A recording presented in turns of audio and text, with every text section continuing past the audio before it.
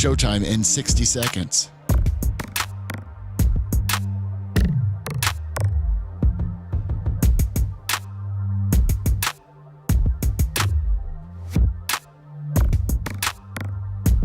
"45 seconds.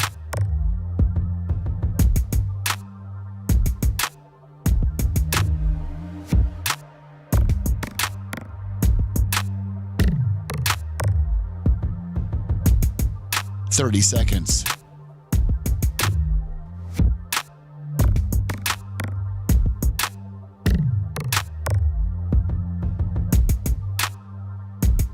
The show will start in 15 seconds, and this is your last audible warning.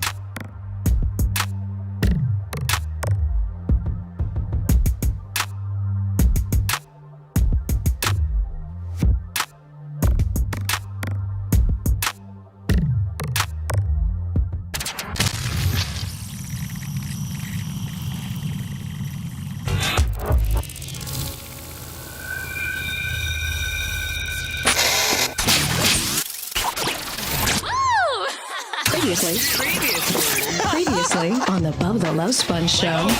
Yeah, that's what's funny. Yeah, you could be like an NPC on the track. We want you out there, Seth. Passing Dan. Well, I'm gonna mess you. I want to mess you guys up. Then mess us up. Then I makes it will. more interesting. Then when we pass you, spin us out if you think you can. Can I get out and beat you with my helmet? No, you can, and like you would anyway. Do you have video of you on the track? Yeah, it's on our YouTube. Yeah, it's on our YouTube. Really? Okay, How do you look in the go-kart? Stuffed. You're listening to the Bubba the Love Sponge Show. Broadcast rights for the Bubba the Love Sponge Show have been granted to this station by the Bubba Radio Network and is intended solely for the enjoyment of our listening audience. Any rebroadcast, retransmission, or other use of this production without the express written consent of the Bubba Radio Network is prohibited.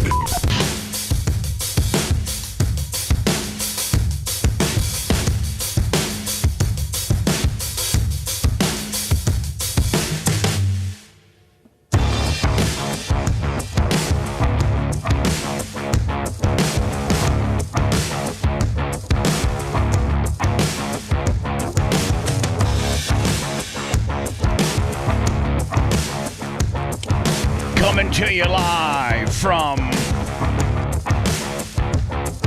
just literally miles from the Tampa International Airport, where on approach, if you're using the backup runway, we can hear you fly over our building. Yeah, so keep it down. Hopefully one of these days, nobody has like one of these Louisville type mishaps. Can you imagine we're just sitting here doing radio or doing our content or doing a one-on-one interview or something like that, and you don't ever get a warning that a plane is crashing into your building. I think one day you're sitting there at your desk and the next day you're obliviated, because there's such violent explosions because the jet fuel is so volatile. What size plane could we survive? Not much. Not much. Like maybe one of the Wright brothers deals. Maybe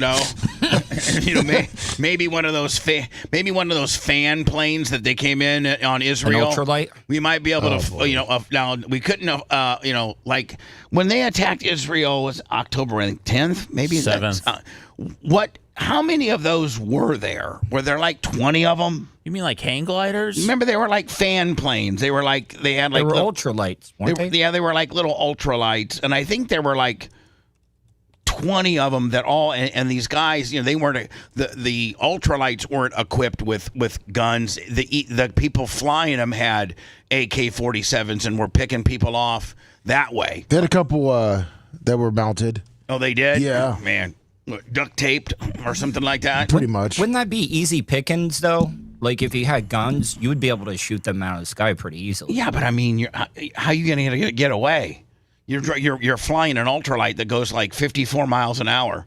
They could just scramble a jet fighter and just blow you out of the sky. They could probably just blow you out of the sky with one of those with just a 9mm. Just start peppering you.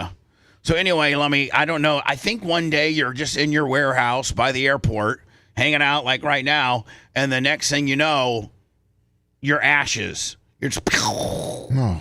I don't think you really get much of a heads up. By the way, I so erroneously missed $100 from John Costica on the PayPal, Venmo, Cash App, all at the Bubba Army. This was right before we were leaving yesterday, and it was for JDiaco. So thank you, Johnny K. Looking forward to you, my friend. What a great dude. Let me ask you a question. And Seth, we all talked about it before the show. Maybe Tuttle knows a little bit about it. Not that Tuttle is the,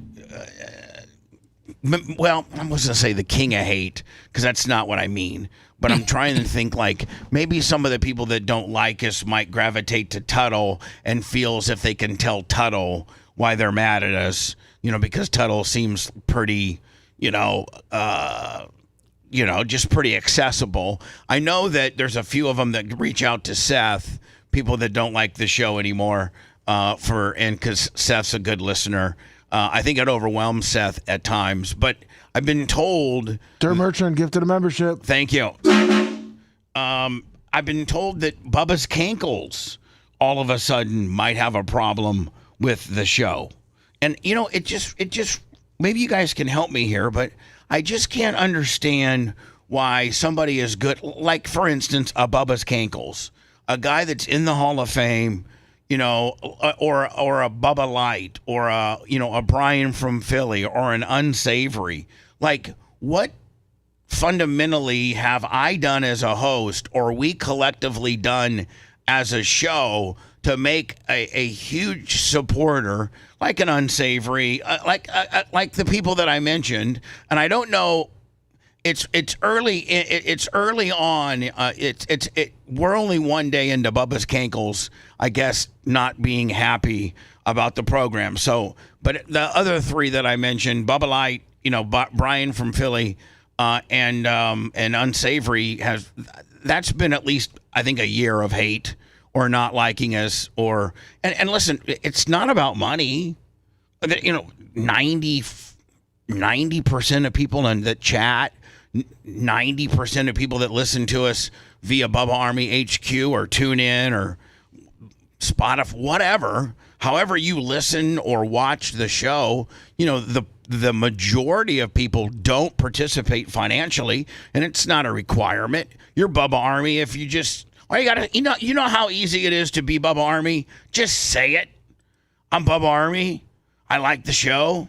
That's it. Yeah. You don't have to buy the trailer hitch or the gummy or the knife. I don't have trailer hitches yet, but I'm thinking about it. I think it was Grouper Lips. Yeah. 3D printed me one of these, but they're made out of plastic. I think I can get them made out of aluminum, and because this took Grouper Lips takes them like one day. This took a whole day to make this. Now that would look cool going into your towing receiver, and then that was what people see when they're following you. That's pretty cool. But if you could only make one a day, think about how labor intensive that is, right? Yes. And what if we'd sell yesterday with Ridge inspired, wallets? We sold 100 yesterday. Whoa. Tuttle, do you have one of those? No, I do not, but I am needing a new wallet. Mine's starting to fall apart. We just got a new shipment in, and these new ones, these Ridge-inspired wallets where, put your credit cards and a little bit of cash, these new ones have the Bubba Army logo on the back. The old ones didn't. Those are sleek. Tuttle, why don't you, what, because you don't come to the studio very often, tell me what you would, He's what a you fishing want. shirt, too. One of those fishing he needs shirts. a Seth Kushner approved, Hell yeah. Huck inspired. Is it Huck? Yeah, HUK. Huck motive inspired fishing shirt.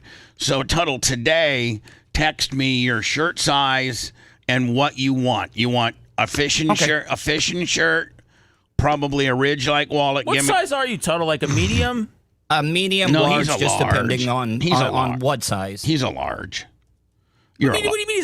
His body is skinny. You're saying he's got a lot tall. No, but his muscles, but he's got Muscles. like you can see he has lost so much weight that his waist would probably be a medium, but his shoulders are kind of bigger, which would put him a medium might crimp up on the shoulders. The city of broad shoulders, Tuttle. Yeah. So Tuttle, I'll get you a Ridge-inspired wallet, a Huck sun shaded, T-shirt. What else? And that's your holiday a bonus, knife. buddy.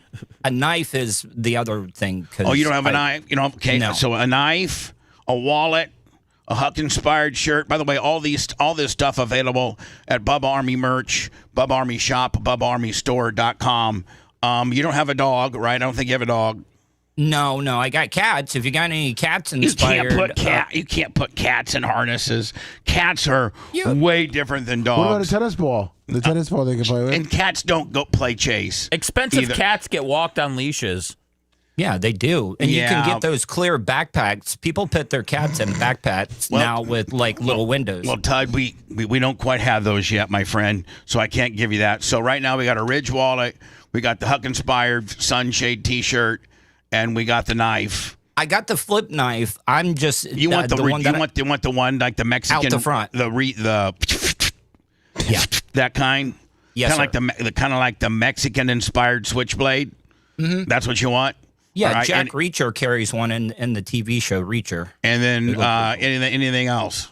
Not that I think of, but I'm gonna go how how about a tactical bag? Do you got a tactical bag? Yes, I do. I got the backpack. A tactical bag would be great because it's far better because you can carry your wallet, your phone, your glasses, your keys, all in.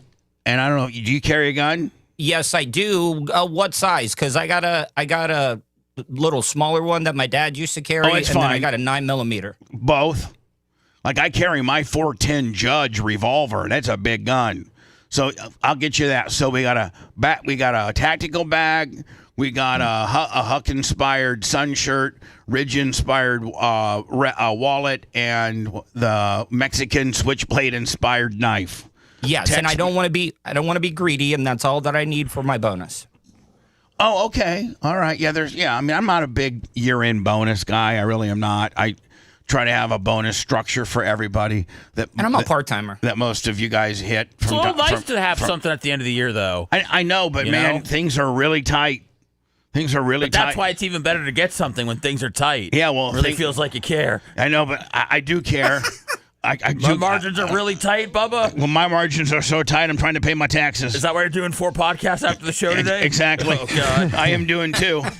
So what I'm saying is I'm getting, I don't want to call them defectors, but what, does anybody have any idea why Bubba Cankle, and Bubba Cankles usually hangs out in YouTube, on the YouTube chat, and Seth had seen some early indicators that he was upset about some stuff, and I read the comment. He wasn't a huge fan of some of the stuff we did on the podcast, and then some of the stuff we did on the show yesterday. Okay, so he didn't say I'm not listening anymore. He just said critiqued the show. And that sucks.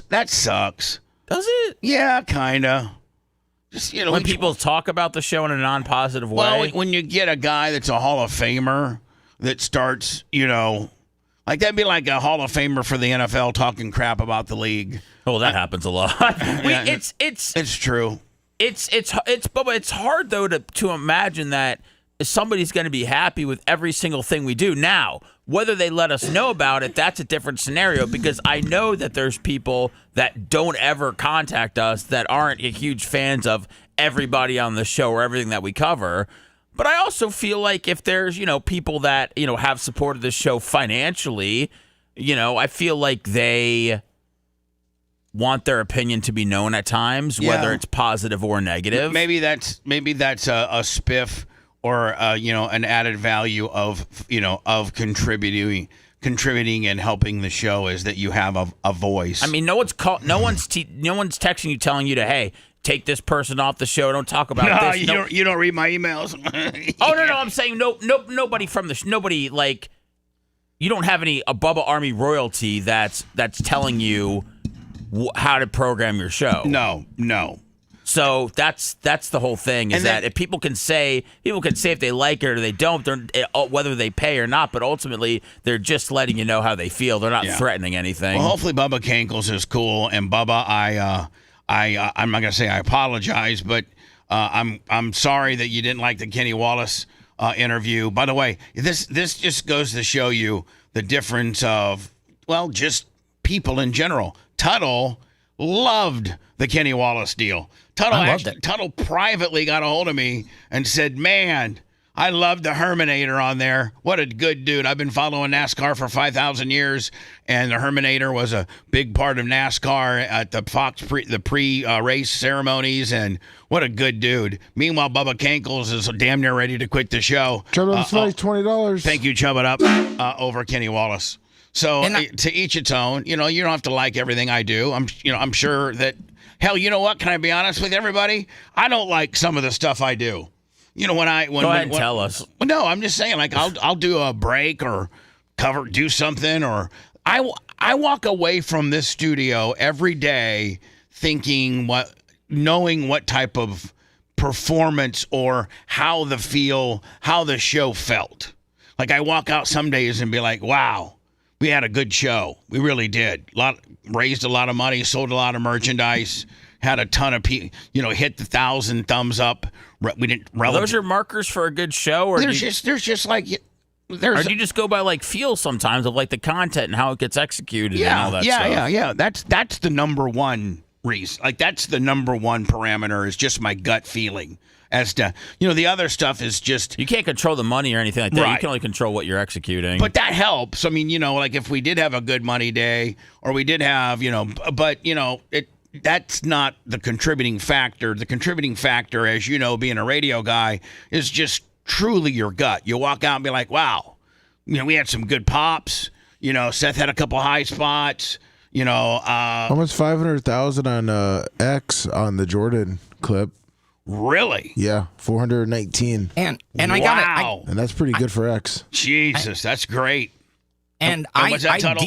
I deep dove a little bit more into the details. And even if you're not a NASCAR fan, about this whole trial coming up, I wish that it was televised, because it's going to be real juicy. Because once they start reading all the text messages that came out in Discovery, where they called Richard Childress a dumb, stupid redneck. And now Richard Childress's camp is like, we feel that some of this is defamation and defaming. We might circle back with a counter, like with another lawsuit against NASCAR, if they're writing this sort of thing about arguably one of the greatest, if not the top one or two greatest owners of NASCAR that genuinely shaped when NASCAR was in its heyday in the 80s and the 90s and the early 2000s, before they lost Senior.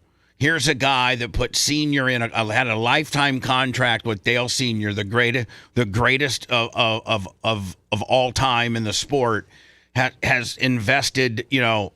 His hard telling how many, maybe Bill. He might be up to $1 billion on everything that all the money he's invested into NASCAR, and for privately NASCAR to have emails that are anti-Richard Childress would be like the NBA having emails about Michael Jordan saying, God, I know he put in 36 last night.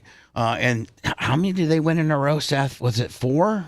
The Bulls? Yeah. Three. They did three-peats twice. 3. But, I mean, arguably the Bulls, that era of basketball, and, now I think Golden State went on to win 3, and there's been other people, but that was such a critical time of the NBA, just coming off the Bird Magic era.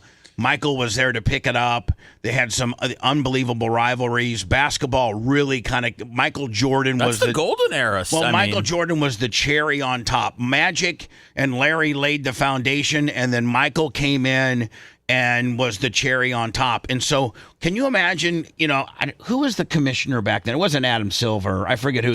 Stern. Yeah. Can you imagine David Stern's office, talking smack? Now, not about Michael that did a flagrant foul or did a press conference and did something wrong, but just genuinely talked crap about Michael Jordan, the guy that single-handedly, one of the guys that single-handedly, certainly the Mount Rushmore of the NBA. You can at least say that. And you got inner office emails within the sanctioning body talking crap about Michael Jordan. Now, if you're going to want to talk crap, you want to throw Ron Artest in there for starting a fight at the Palace in Detroit. There's all kinds of people you can talk crap about. But, when these emails become public, Tuttle, because these emails have already, I think, surfaced and I think are going to be part of discovery during this lawsuit. Hey, so SRX, was that Tony's racing league? Yep. Okay, did you see the text messages about that? No. Oh, boy. So they're using this a part of the monopoly in text message and emails. We have to explain to people. Okay. So Tony, about four or 5 years ago, it was this company came to him, and it was him and I think who was the early crew chief for Jeff Gordon that won a bunch, his very first one. Oh, Evernham. Yeah, Ray Evernham. So Ray Evernham and Tony and a couple others put together this SRX series, and it was only going to run like 8 to 10 races on off weekends that NASCAR had, or it didn't, ever conflict. And it was at littler tracks, like New Smyrna and, no NASCAR tracks. It was, there's a lot of asphalt tracks around the country that, NASCAR doesn't go to. And they were going to go to these littler tracks, and they had a deal with CBS or something like that. They were going to run on Saturday night, CBS, and they were going to run on Saturday nights, and the cars were equally matched, much like IROC. Like, every car had the same setup on it. Now, after the race got going and you went in for your first pit stop, if you wanted to put an extra pound of pressure in your right rear or take a pound out, you could make minor adjustments once the race had started, but everybody started out even. And it ended up being a really, really, they packed the stands, which flipped out NASCAR, because if you look at NASCAR now, you can genuinely see that they're about most tracks at best outside of Talladega and Daytona. Outside of those two. Tuttle, even Bristol is half full at best. Yep. Used to be the Great Coliseum. So they were talking, I guess the NASCAR people were really talking, and this is while Tony was still a 4 charter owner. He owned 4 charters, and they were talking all kinds of crap about him. Yeah, one of the texts, a couple of texts said, NASCAR said that they wanted to crush the SRX. We need to put a knife in this trash series.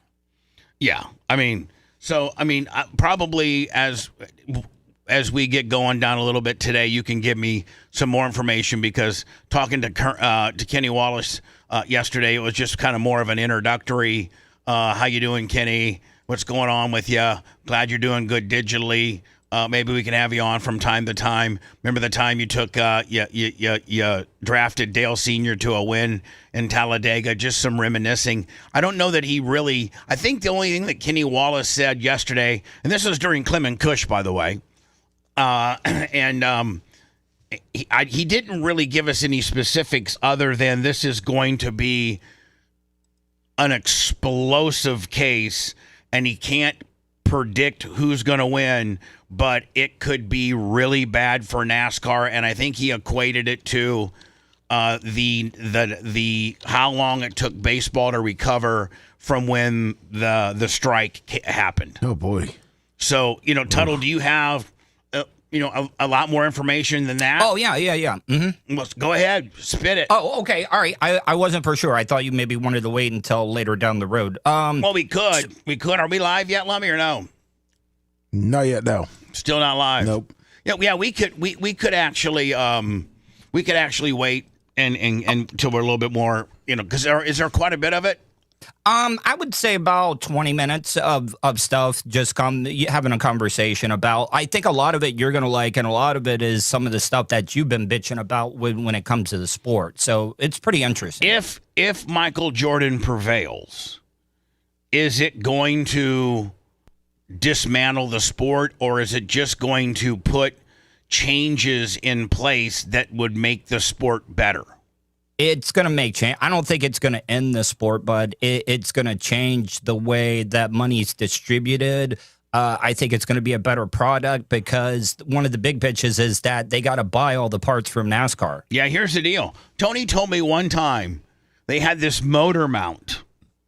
I mean, everything you buy for your race car back in the day would be, NASCAR had templates and rules, and you could buy your own you could either make through CNC machines your own parts, or like let's say you needed an alternator mount or a engine mount, or you needed some kind of, you would just make it yourself and make it as lightweight as you can out of billet aluminum. Or you would have there was different, the transmissions they use are Brin transmissions, or you buy a NASCAR transmission, and there's 4 or 5 of those manufacturers, and you'd put together your car, and you can use your shocks, and you built the car. You had a welding table jig, and you did all the tubing and all that kind of stuff. You made it yourself. Now everything, and then obviously you couldn't make your own carbon fiber seat, so there was a carbon fiber seat place, and there was a spoiler place, and through having raced for however many years, you knew the manufacturers that you like to buy parts from, ones that were either more just more high tech or better or made out of carbon fiber. Well, when NASCAR a couple of years ago came up with some of these rules, one of the rules is, basically, you're buying a kit car. You have to buy every part from NASCAR, and including the motors. The motors are sent to you by Toyota, by Ford, by Chevy, and they're sealed so you can't get into them. And, back in the day, DEI had their own, they made their own engines, and, Yates made his own engines, and Hendrick had his own engines, and, they made their own engines. And there were rules on how many cubic inches and how your intake and your exhaust valve and your oil pan and your compression ratio. And you had to, as long as your engine was within the tolerances and the rules, it was legal. Now the manufacturer ships your motors to you. They ship you like 5, 6, 7 at a time. They got super speedway motors. They got short track motors. And after 3 races, you have to send it back to the manufacturer. And every car out there, with the exception of the front grille, which denotes whether it's a Chevy, Ford, or Toyota, except for the front grille piece, which shows the emblem and tries to be as close to the stock-looking Mustang or the stock-looking Toyota, whatever the hell they're modeled after, or every part on every car is the same. And there was one instance where I was actually with Tony when this happened. Me and Sumo was. And they had NASCAR sent like a motor mount plate or something like Tuttle, and they couldn't get it to fit on the 14 car. It was not made correctly. And so like the hole that the bolt went through for one of the motor mounts, it was like a 30-second too small. So the bolts that they provided with said engine mat, you can't even use your own bolts. You got to use their bolts. The bolts that they sent with it wouldn't work. One particular bolt, there was four bolts in this motor mount. One bolt wouldn't work because the hole that was pre-drilled was too small. So Zippy, Greg Zippindelli, who ran Stewart Haas at the time, said, just get a drill bit or a tool and die deal. Get a tool and die deal and waller out that hole a 32nd of an inch so that bolt that they gave us works. Okay. So they wallered out the hole a 32nd of an inch, and they got disqualified. They'd actually, I think they had a podium finish. It was on the 14 car, and they tear these cars apart so bad at Tech that they saw that that this motor mount had been, made a 32nd of an inch bigger and threw them out. And I was with Tony when he was talking to Mike Arney, one of his handlers, and he was talking to Greg Zippindelli, and he was like, "This is exactly why I want out of this sport. It's a joke. We're basically racing kit cars." NASCAR sends it, and see, you have to understand, NASCAR may buy that motor mount from the motor mount manufacturer. They may pay $46 for that, but they're selling it to all the teams for $146. So all your parts have to go through NASCAR. There's huge markups on that, and you can't even alter the parts. So I know that's one of the big things is the fact that they've just taken any type of creativity or engineering or any, gray area rules type deal, which was NASCAR was built upon, and completely thrown it out the window. And anybody that has any type of talent at all, that's why you see all these young kids that are having to cut their teeth on the short dirt tracks. It's why you're not seeing anybody can drive these cars. They're 550 horsepower and they're tight. They're not. Listen, when you're a race car driver, it's scary to drive a loose car because you feel like you're going to spin out. But if that's what separates the good drivers from the mediocre drivers. The guy that's not afraid to be loose gets into that corner, his ass gets a little squirrely, he stays on the gas, he picks up time, he wins the race. Jeff Gordon's, Tony Stewart's, Kyle Larson's, all these dirt guys. But like Tony won more races when it got hot because he liked the slicker car. Right. So nowadays, they're so tight and so down on horsepower that they're always pushing. They got a lift to get through the corners, and it bunches them all up. So that's that. We'll get into that a little bit later on down the line. Was that not into it? No, I think I thought we got into it. I think Tuttle has some particulars, don't you, Tuttle? Well, yeah, a lot of people are upset that NASCAR we might as well just. I think you're right, Seth. I think we might as well just add the Tuttle portion of what he discovered because he's following the lawsuit, and then we close it out and we're done with it, and we don't have to revisit it. Absolutely. So one of the big complaints is the amount of money that the teams are getting off of the TV deal. Can anybody guess what the new contract is that NASCAR signed with it? If you just had to with the TV deal, I know, but who's the TV partner? Fox, NBC, Amazon Prime, and I forget. There's like a fourth TNT? one. Yeah, TNT. So all four collectively put together the TV deal for NASCAR is worth what? Yes. It's worth $7.7 billion. Billion dollars. Oh. Yes. And the majority of that either goes directly to the France family or to each track that they have a race on. The reason why the tracks don't really care about how many people go to the stands is because they get an exorbitant amount of money, TV money. That's where they make the majority of their money is that so NASCAR, slivers off a bunch of TV money to the tracks to keep the tracks open because you need the tracks open in order to have the race. And so this money, more of that money should go to the teams. And in fact, now, Tuttle, do the teams participate in TV money at all? They get a little bit. I think it's like $2.5 million. That's all that they get, the teams. Which, buys your tires for the year.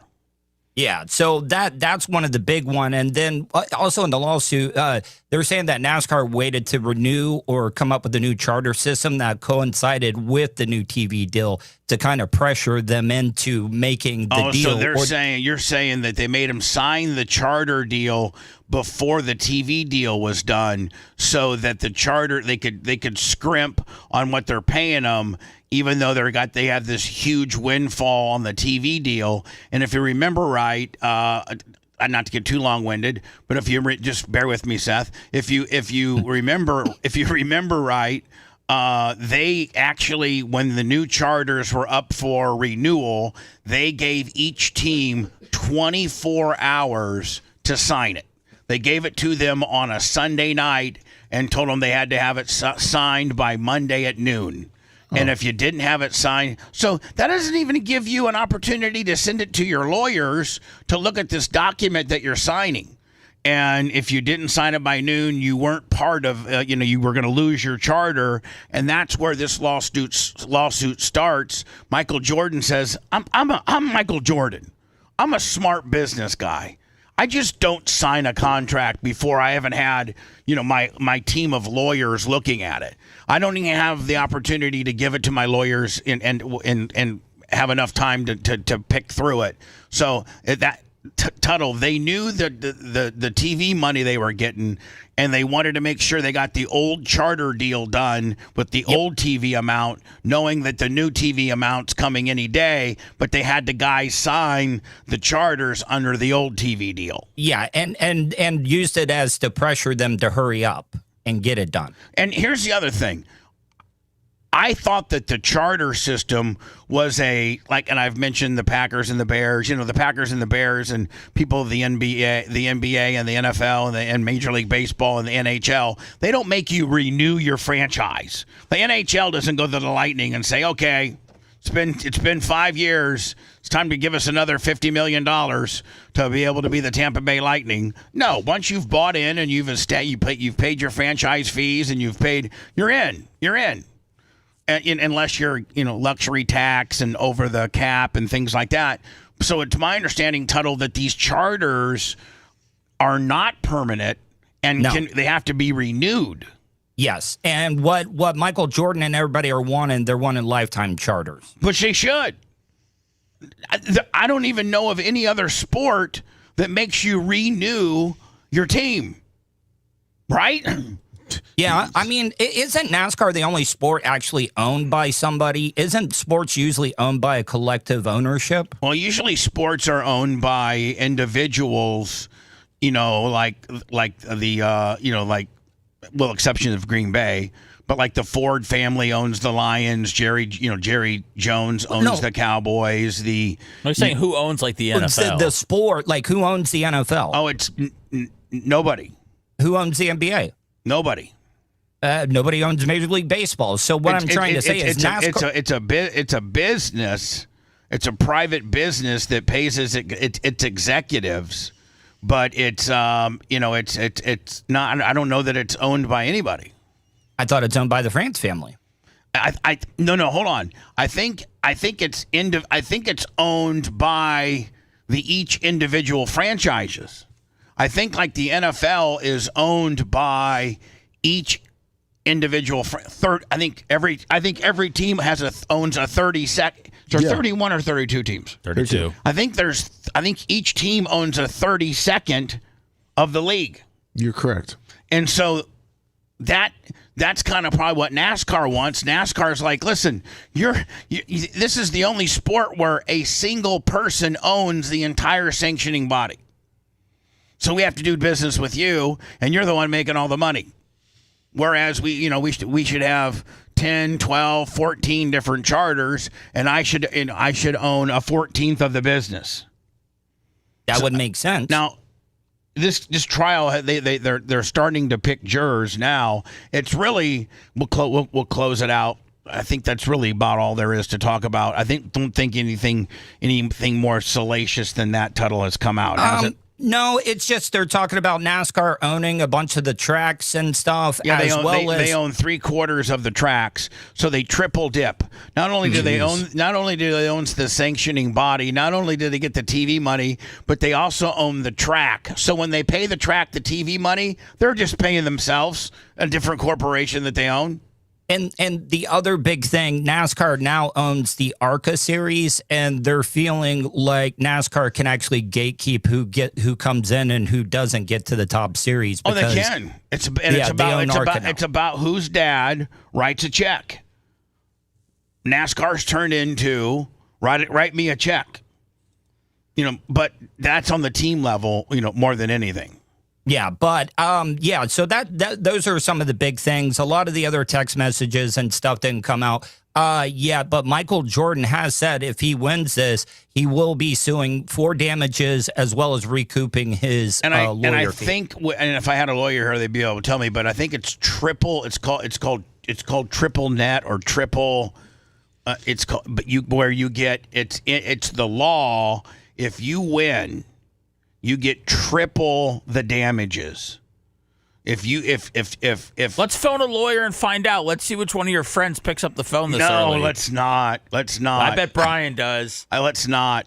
But there are instances where you either get triple the amount of the award that was given to you, Tuttle. So let's say, the federal court were to find in favor of Michael Jordan. Michael Jordan sues also for damages. The federal court finds, that Michael Jordan has $1 billion worth of damages. Well, that's under certain cases and certain instances within the law that it's called triple net or something like that, where you get 3 times the amount awarded. So Michael Jordan would get $3 billion. Or legal fees. If a judge determines that you win and the other front page. What's that? Front page. Oh, front page. And the other people that drug you through this lawsuit, it's they lost, and it was their aggressiveness that brought this lawsuit upon you. You're the plaintiff, not the defendant. A lot of times judges will award lawyers 3 times their legal fees. So there's a lot at stake here. I really do. I think there's a lot at stake. And I think it's just going to get more and more and more salacious. To end on a high note, let me burn off a commercial real fast. This woman, she worked for a security company. Allied Universal Security Company, which is a huge security company. And as she's sitting in her little guard gate, shack, securing whatever, securing that ass. Whatever, besides securing her ass, securing whatever warehouse that she's, overlooking. I'd let her secure the premises any day. I mean, I don't really. That's what the Secret Service needs, don't you think? I mean, what's wrong with having a little fun on the job? So as you're sitting in your little guard gate booth there, you probably get busy and you want to make some videos. Drop it to the floor, make that ass clap. Let me see you. Let me see you bust it. Bust it, baby. Drop it to the floor. Round of applause, baby. Make that ass clap. Using yesterday as a template. Boy, Seth, that doesn't make you pressed, does it? No, I'm not pressed. That's a talent, Yeah. I mean, maybe you don't show it off at work, but you got to make it a clap. Round of applause. I wanted to use my face as a chair.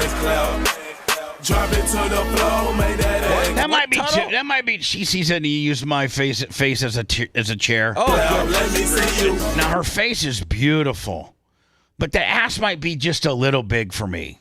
Bust it. I don't know if I have the length to be able to penetrate, to be able to give her what she needs. From animal style?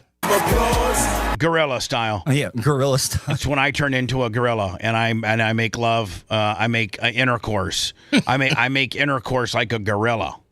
Like where I'm on top of them, their legs are together, and That's not how you do it. I thought they ride you off into the sunset because you don't like to move. No. When you're sexing it up. Gorilla style is when they're laying flat on their stomach, legs together, okay. And then you mount them, and then you have your hands not like too much thrusting for you. I thought gorilla knuckles, and you put your gorilla knuckles over their shoulders, and then you just you get as much leverage and body weight as you can, and your body weight pivots on your penis. You take it.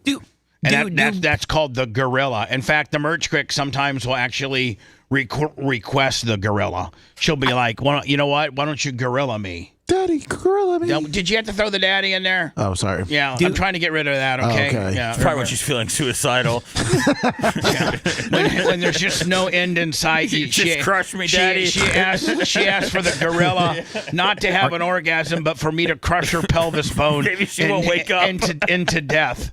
Are you grunting in her ear? Oh, but it turns you into a gorilla, too. You're like, Imagine don't those primates beans have sex? sweat. And listen, sometimes, I'm immune to certain positions because we've been doing it for so long, but the gorilla always gets me to party. Like, I can always catch my party on a gorilla.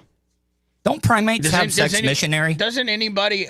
No, I think primates have sex doggy. They can, though. I thought they could. What animals? I saw a reverse cowboy with some raccoons the other day.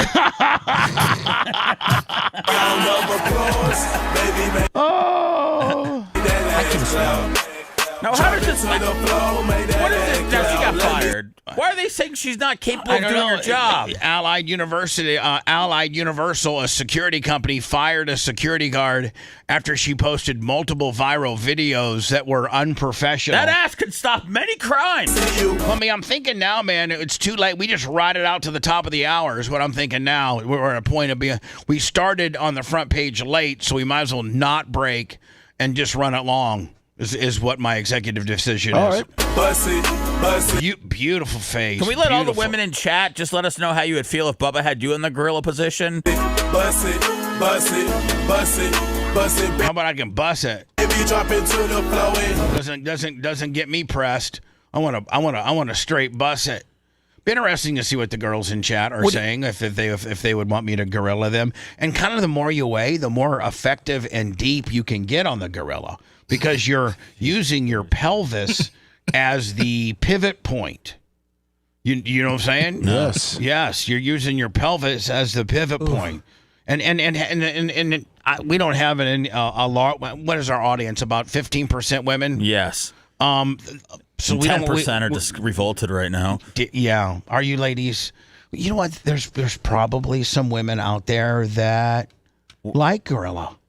And they don't call it gorilla, but they understand the move or the sexual position I'm trying to explain to them. And it's when you put your legs together, you lay flat down. Oh, we got it. Your man. Okay, I'm sorry. No, I mean, I think that we know. Some newcomers that just hooked up and. The newcomers. Okay. Just resetting, Seth. Yeah, we were doing a reset. I didn't know that we were reset over here. Yeah, I mean, speaking of animals. A raccoon gets drunk. Man, raccoons are mean. Did you see the one story? I got to find it. And run it next. Here we go. Run this story next to the raccoon that got drunk. Hold on. Here we go. Let me find this one. Listen, for you scoring at home and listening to the show, don't mess with raccoons. Most of them, a lot of them have rabies. Yeah, hold on. If a raccoon is not scared of you, it's got rabies. Well, if a raccoon, no, hold on. A raccoon normally, when it sees a human being, will run away. Yes. And if a raccoon does not run away when seeing you, it means it's got rabies and it is not afraid of you and it's rabid and it can cause, big time problems. Not to mention that this raccoon actually broke into a liquor store and got itself drunk. And here's the piles of liquor that it went through, and then it passed out. At least it knew Lummy to pass out by the toilet. That's right. Right? Yeah. Do you think this is real?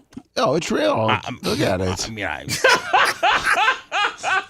So are you? I mean, you know what, Seth? Let's watch it. Okay. And see if somebody pulled one over on the news. Yeah, because we've been known to get ones pulled over us. It happened Saturday in Ashland, and according to social media posts by Hanover County Animal Protection and Shelter, a raccoon broke into the store the night of Black Friday and ransacked several shelves. They have masks, don't they? The animal became intoxicated, then passed out in the bathroom. The sleeping raccoon was discovered Saturday morning. Head right near the toilet. We've all been there probably at some point in our lives, right? A little too much. An officer brought the masked bandit back to the county animal shelter to recover. So yes, that's a lot of liqueur for a little raccoon there. The raccoon slept it off for a few hours and showed no signs of injury. Bounced back. Officers released the raccoon. Not necessarily fake, not necessarily AI, but stupid. Small town Ashland, Virginia news channel. Get the hell off of me. Anyway, this weekend, an injured another raccoon. These raccoons are taking up the news cycle. They are. Donald Trump's giving the raccoons a run for their money. An injured raccoon at Chattahoochee Nature Center bit a man who later tested positive, the animal did, for rabies. Staff members are now... This guy was dumb enough to get a raccoon and put in his back seat and was going to rescue it.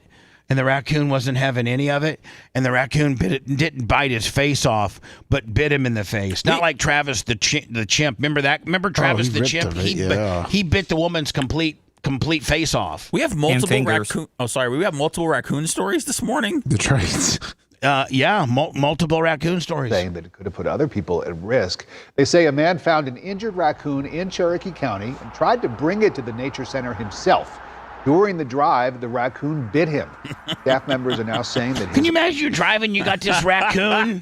I mean, Seth's 10 and 2, and scared of the road with nothing. Biting. It sounds like a Lampoon's Vacation scene here. Actions endangered children, volunteers, and others. Animal tested positive for rabies, as we said, and was euthanized. Experts stress always call licensed wildlife professionals. For injured animals, never handle potentially rabid wildlife yourself. Yeah, never. There Why are wouldn't you put that in the 16 trunk? states that you can own 19 states now that you can own a raccoon. Really? Yeah, you're allowed to own them and make them a pet in 19 states. Why? That's a good idea, Tuttle. It would have been just a quick little trip over to the center and the trunk. It would have been fine. Yeah. I mean, in case he wakes up, he's going to make a lot of racket. He's going to be pissed off once you open it. That's why you need to move out of the way immediately. Kinky Kelly headed to jail for pee spree. Is she one of our OnlyFans MILFs? No, she's not one of my OnlyFans MILF. Which, by the way, I got to get back on that. I had to take a small hiatus from it. I got to get a hold of my guy. Were you spending too much time on there? Well, no, but I was supposed to do that podcast, and I didn't want to be actively, Johnny OnlyFans, so since I don't have that big podcast because I got canceled, some troll canceled me. Oh, okay. I see what you're saying now. You know what I'm saying? So now you can get back into the muck and the mire? Now I can get back into the MILFomania. The smut peddling. The Dirty Dozen, right? Do you have a dozen now? No, but I can get 2 more and call it the Dirty Dozen. I like that. Go. Kinky Kelly. And I didn't know that peeing is very much, is it illegal? It might be just New Hampshire, though. Oh, really? So, you could sexually pee in some states, and you can sexually pee in other states that would get you potentially arrested, right? I think so. The New Hampshire woman known as Kinky Kelly on OnlyFans, which if she hasn't had her OnlyFans pulled down by now, she's probably going to get a ton of new guys that are probably into that. No, I don't think she is, because she's going to spend 6 months in jail for a criminal mischief spree during which she filmed herself urinating on. Oh, hold on. This has nothing to do with peeing on a person or just peeing. She was peeing on food. Oh, what a bitch. At a supermarket. Oh, come on, man. I was thinking, I didn't think peeing sexually was illegal. 2 consenting adults. One says pee on me. The other one says no problem. Well, the fruit's not begging for a urinating. No, I know, but see, it can get fed by the little sprinklers up above. You're subjecting, what would be probably considered hazardous material to the public. What happens to grandma that buys that, peed on, apricot or orange or celery stalks that have been urinated because Kinky Kelly wanted to pee on them. Did she do this? Did she do this for her content? This is what people were paying her to. All right, filmed herself urinating on food at a supermarket and on various items at the Marriott Hotel.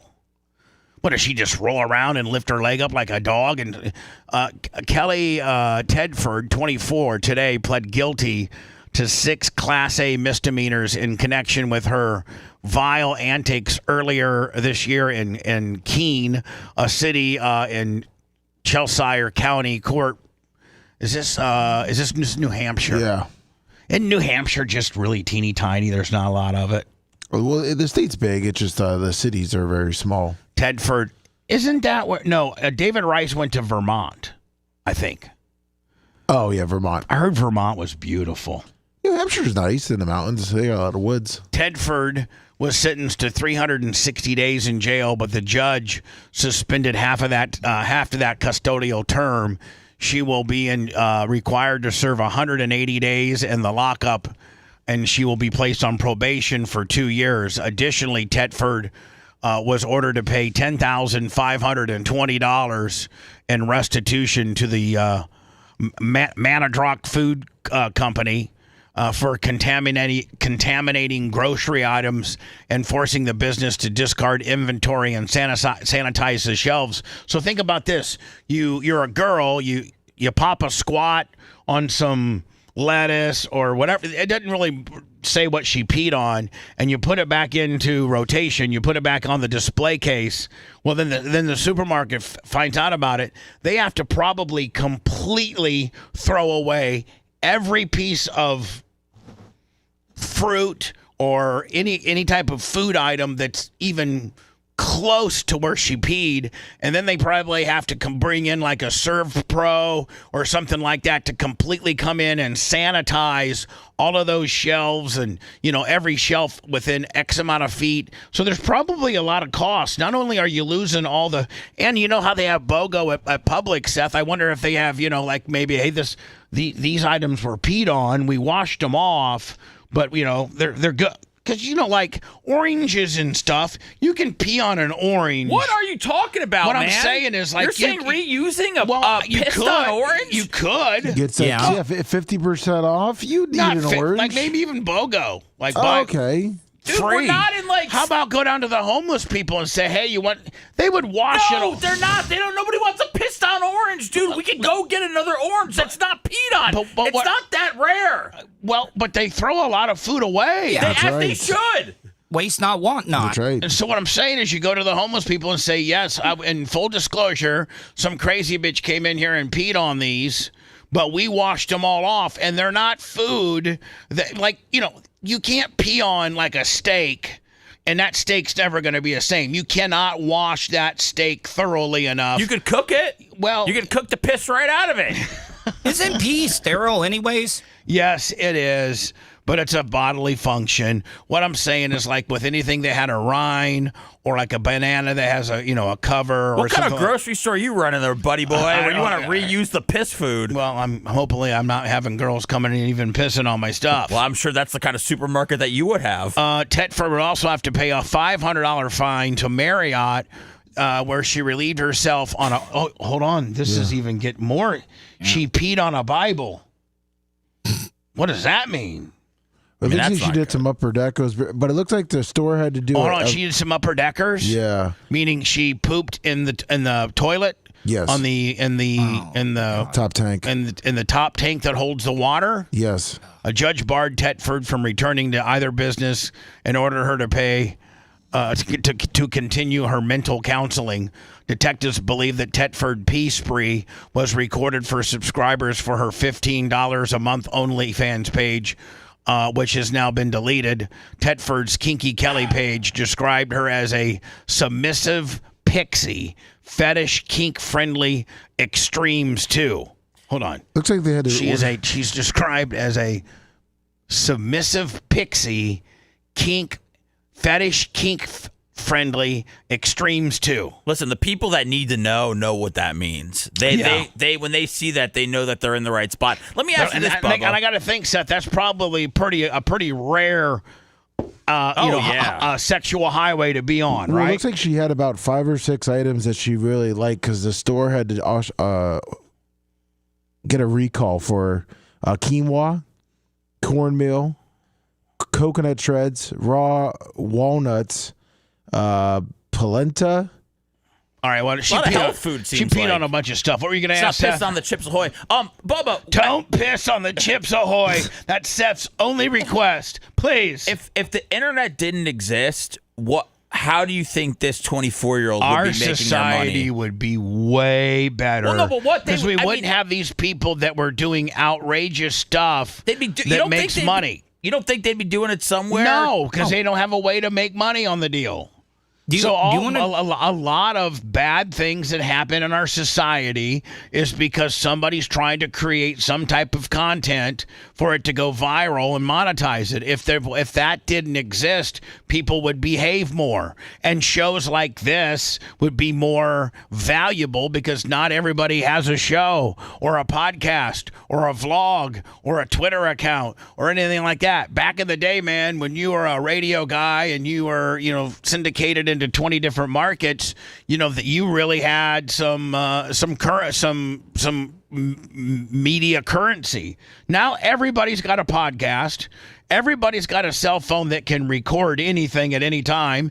I mean, you can even go live from your Think about this. 20 years ago, if somebody would have said you can have a little cell phone here and you can go live on the internet where anybody in the world can watch you, you'd be like, man, that was yeah, when cars fly, maybe.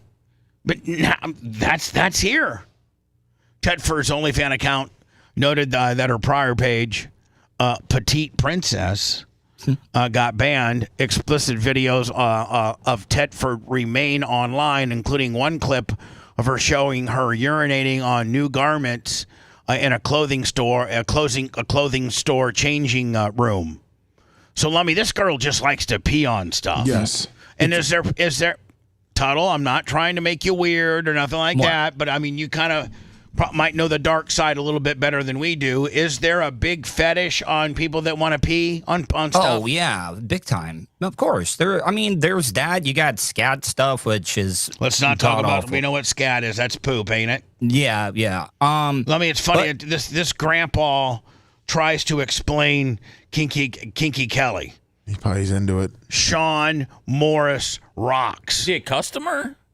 No, he's just some guy on YouTube. Let me see what type of. Oh, he's only got 2,400. That's perfect. He only has 10 views. Turn this up. Yeah, turn this off a minute. No, turn this. I got to see this. I thought you told me to turn it off. No, turn it up. Turn it up. You want to hear the volume. The guy with 10 views. Damn it. That's going over Kinky Kelly. Let me find me the Sean Morris rock son, because I thought Seth said get rid of it immediately. We don't want to be view number 11. No, I'm super intrigued. You already gave him that view number 11. Yeah. Okay. Well, let's give him the 12th view. I got your page pulled up. See if you can. Sean Morris rocks. How'd you find that? You found that? I took the story and I Googled the headline. Then I went to videos, and there was only one video about this, and it was this weirdo guy named Sean Marks or what? More? Did you get it? I'm trying to find it. Now I gotta hear this. Oh man. Now it's gonna be hard to find. I mean, I found it. Well, he must type in all the SEO stuff.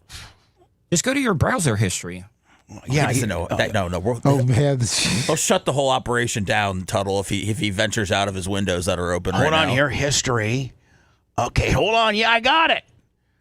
Well, good job, Tuttle. Wow. Okay. I'm just saying. Look at Tuds. You're the man, all the way Tuds. across the peninsula. Look all the way. 160 miles away, buddy. Lending a helping hand from the East Coast, all the way from the other side of the peninsula. He is headed to jail for a pee spree. This is the rock and roll weatherman. Hold on, the rock and roll weatherman. Let me get him on the next podcast immediately. Hold on. Kinky Kelly is headed to jail for a pee spree. This is the rock and roll weatherman. My name is Sean Morrison.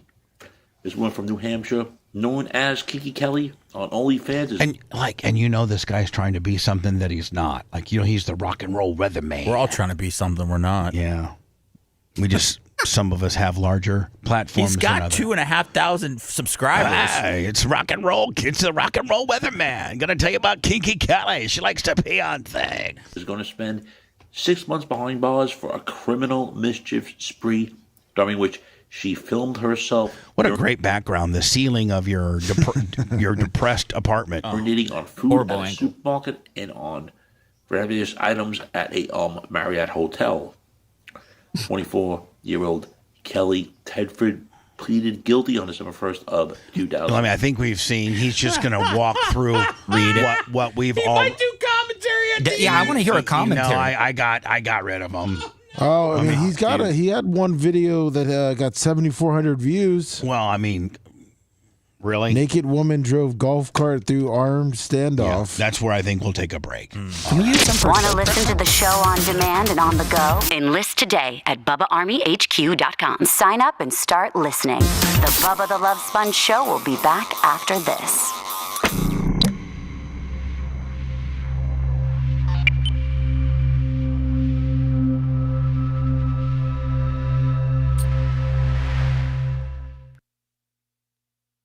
Oh, he's got something premiering at 3? He's got Styx cover band. I'm being serious. That's what it is. Does it? Yeah. Dude, I don't, dude, stuff Bubba. Sorry. The 59-second clips, button bar 3, or in orange, the Ric Flair. Oh, yeah. What, 3 orange. 3 orange. Got it. All right. And then eventually I'll have the video. I have it. I just gotta. I'll send it back to you. Okay. You're gonna send it back to me via Messenger. Okay. Thank you. All right. Snook Slayer, don't start your shit, motherfucker. It's in your Messenger. Because the Christmas tree's not fucking crooked. That's right. Everyone send. If you want to get Snook Slayer, you want to get blocked, bitch? Start pissing up that fucking rope. People have said it's straight. Don't try to. Because Lummy is over it. Dirt Merchant $2. Macho Man will find you, Snezook, and he'll fucking choke you out.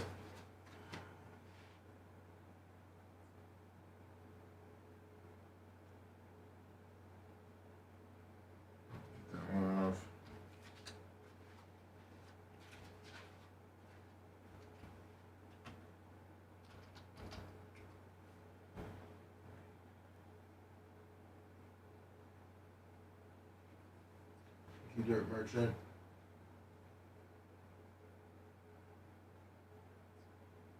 Thank you, Dirt Merchant. What's up, Woody?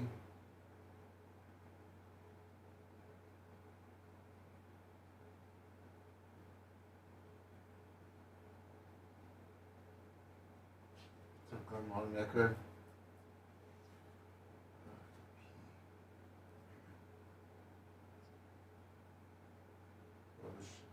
Triple Chin, good morning. Thank you, Liz. Doesn't it look great? That's right, Just Guy. Good D, good morning.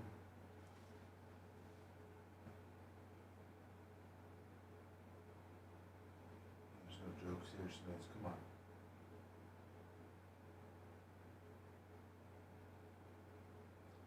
What's up, Hermagram? Just Guy. Pick up after episode 1.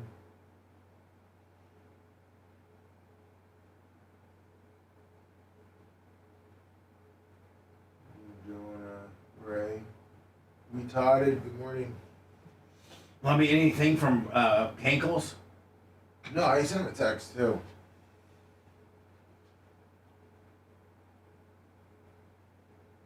A couple hours ago, at 7 o'clock at night. What if he had a couple sippies?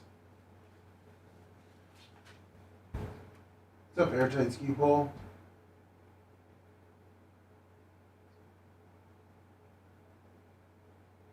Indigenous Steed. Notre Dame, huh? Timothy Lewis. Just want to make a break.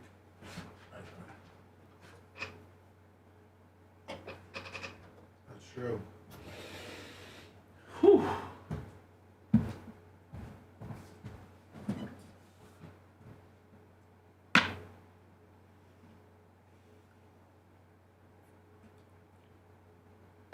What's up, Triple Chin?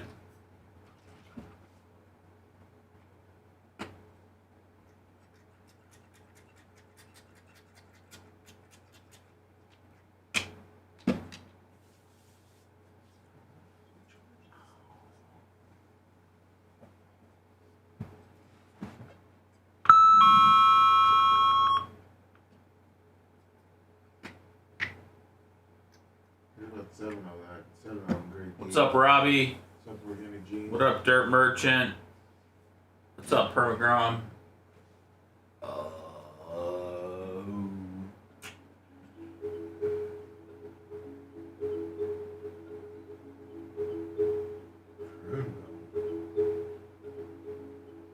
What up, Liz?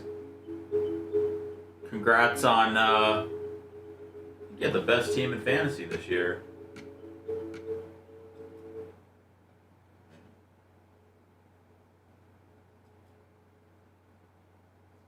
Yeah.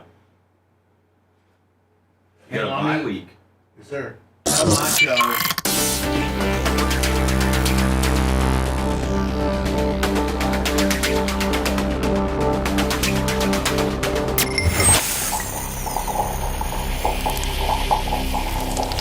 Speed, power, performance, and top-notch results on the turf and on the track. Skag Power Equipment is mowing down the competition.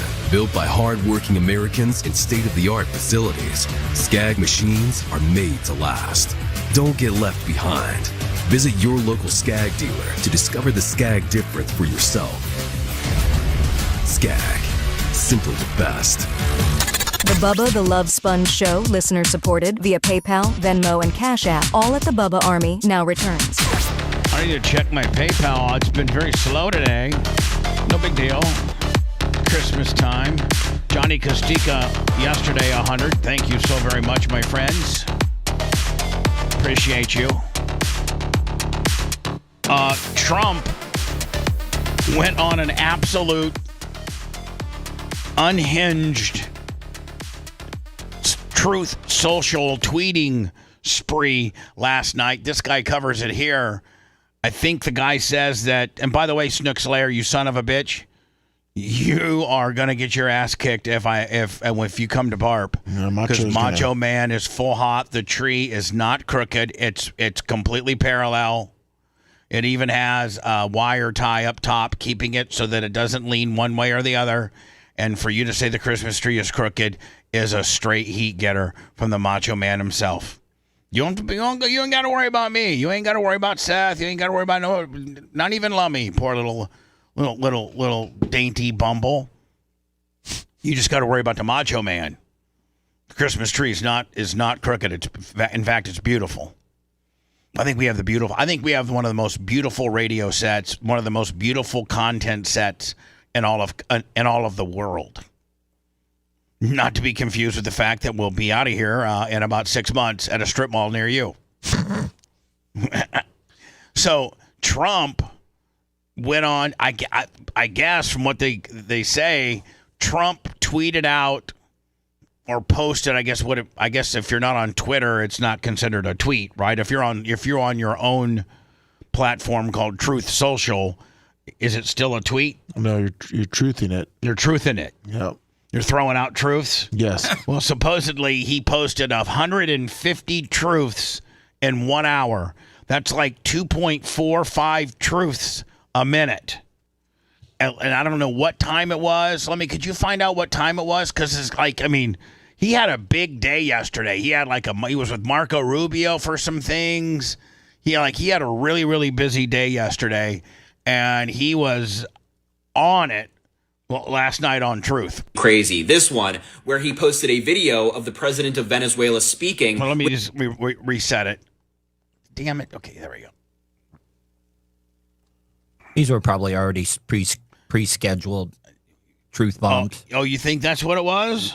To get 150 in an hour, that's pretty hard to do, man. Right now, and Donald Trump just went on his worst social media posting spree yet. Will you find out the times? Yes, I'm looking for it. Over 150 times. So what's he doing, Tuttle? Like having people or himself do all these and then schedule them to release at a certain time? Yeah, that seems like we got way more things to deal with as a country and as a president. 7 p.m. and midnight. Ooh. In an hour. That's over 2 posts a minute. It's insane. Yeah. So I'm going to show you some of the worst examples because it got really crazy. 150 posts on Truth Social in an hour from Donald J. Trump. Crazy. This one, where he posted a video of the president of Venezuela speaking with a fake caption that said he surrendered to Donald Trump and turned evidence over that Biden shipped gangs into the United States. That's not what Maduro said. He actually attacked Trump in this speech, and the speech is from February. Here's another one. He posted a conspiracy theory from Alex Jones where he says Michelle Obama may have used Biden's auto pen to pardon people, which is insane. He also reposted someone claiming that Nancy Pelosi planned January 6th 2 years ahead of time. He reposted somebody calling for a military tribunal for President Barack Obama. He reposted this Barron Trump news account, which is based in Europe and is spreading conspiracies. And then he posted this from a random account on Twitter that's calling for the criminal prosecution of President Barack Obama for sedition and other crimes. And that all took place within... And this is all in his head.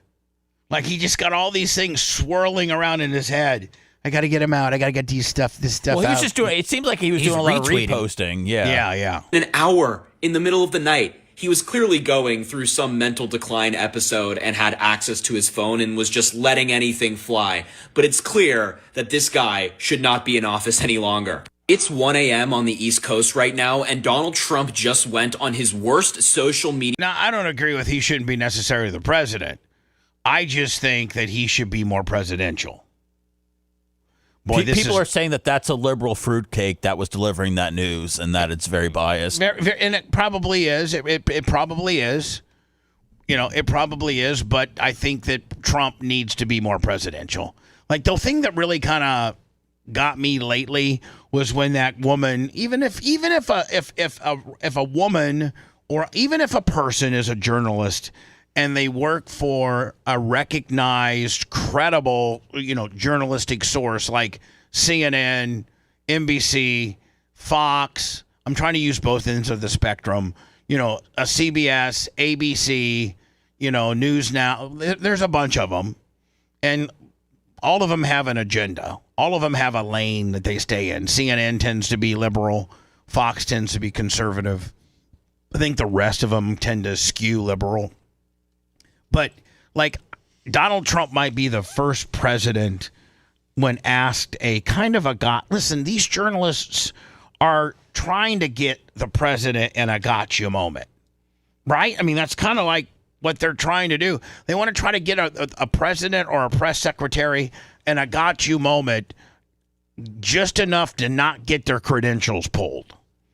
But they want to call, that's what their news directors and they may even have their questions already pre-written by a team of writers, and a lot of it's who can just out loud the other one, because like it starts out with like 50 people trying to ask a question, and then the one person that's continuing either to be louder or more consistent, it all dies down, and then that one gets the question. And you guys have seen it before, right? Yeah, the media scrums, man, they're tough. The scrums, yeah, exactly.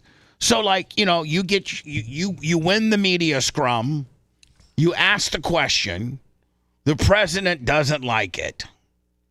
He either chooses to not answer it or to answer it. But I don't think he should berate the journalists and call them stupid. I just don't. Well, that's the reason why we elected him twice, Bubba, because he's not like every other politician, because he will tell somebody that their question's stupid, and he will say, shut up, Piggy Peggy, or whatever. I think you can say People love it. I think you can say that your question's stupid. God, that's a dumb question. Man, who the hell? But to put it, he personally called her stupid. And listen, I'm not getting soft, and she probably, and you know what? Guess what? She probably is stupid. But I just think that your president needs to have a little bit more higher of a decorum than that. Well, don't play the clip where he's talking about where he passed the cognitive test and he's saying 99% of people in the room couldn't pass it. Yeah. How long do you think it would take for me if I was a part of his traveling press group? I would get kicked out during the media scrum. If I got to travel with the president it wouldn't get kicked out by the president himself. It probably would be by the other media people. They would have sifted you out by the primary, Tuttle. Yeah. I mean, they would have sifted you out in Iowa during the straw poll. During the caucuses? You wouldn't have got past the third caucus, my friend. You'd be riding in a bus behind Trump, I think. That guy with horn rim glasses that's got kind of a squeaky voice. Make sure he doesn't make it in the building. Let's get him hemmed up on some kind of deal. As a matter of fact, let's plant some cocaine in his backpack and put him in prison. Don't think stuff like that probably didn't happen, right? No, yeah. So I was watching this morning, and this is Michael and Susan Dell. Yeah. And Michael Dell is obviously the inventor and I think still the CEO or chairman of the board or He's CEO of Dell. Of Dell Computers. And this is his wife, and they're pledging $6 million $6 billion to seed Trump accounts for 25 million American children. The money will help kids pay for education, starting a business, or a down payment on a house when they turn 18. The program is an expansion of the Trump accounts established in the One Big Beautiful Bill. These investment accounts are simple, secure, and structured to grow in value through market returns over time. At the age of 18, these young Americans can have a financial foundation for continued education, job training, home ownership, and or future savings. It's a simple yet very powerful idea. The investment is one of the largest philanthropic investments in American history. So this is great. I'm assuming that Michael and Susan Dell are writing a check, or the Dell Foundation or their family foundation is writing a check to the U.S. Treasury or to the United States government to help fund this particular subsect of the Big Beautiful Bill, which encourages young Americans, and when they hit 18, to better themselves through a business loan, through continued education, whatever. How much is that per kid? I don't even know. It depends. I don't even know how you would qualify the kid. Is it $250? Yeah, well, you get $1,000 if you're a child that's born between January 1st and December 31st, 2028, and then it's $250 a kid. 2028. Yeah. Hold on. That's not even. So if you have a kid, and you're 2028. Yes. That's 3.5 years from now. Yeah. They want people to have kids.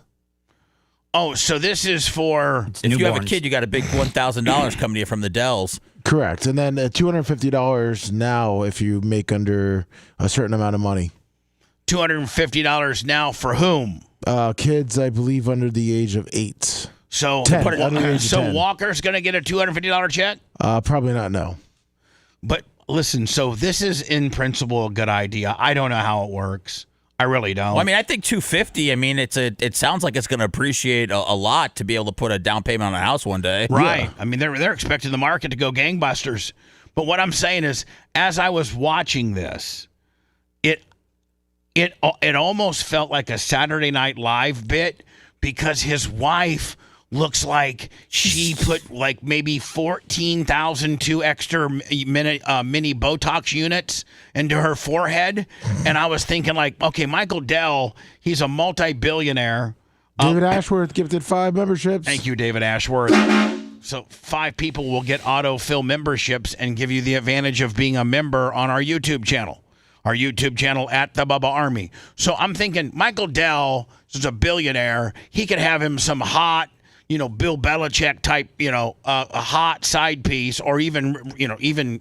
That's what you're taking out of this? Is they're giving $6 billion and you're about to tear this woman apart because she's got some big old eyes? I'm tearing this woman apart. Is that like this almost looks like is she on like 60 milligrams of Adderall with a Botox chaser? We don't all age as beautifully as you. Well, I'm not aging beautifully at all. Oh, you're that Tando crack.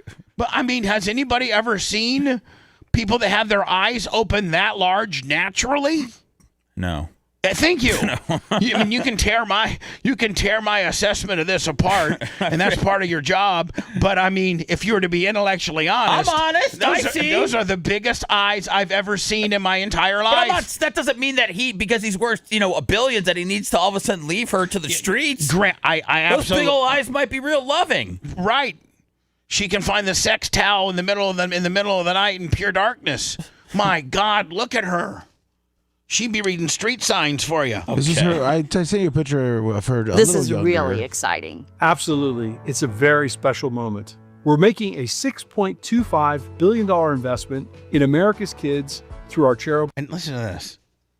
$6.25 billion.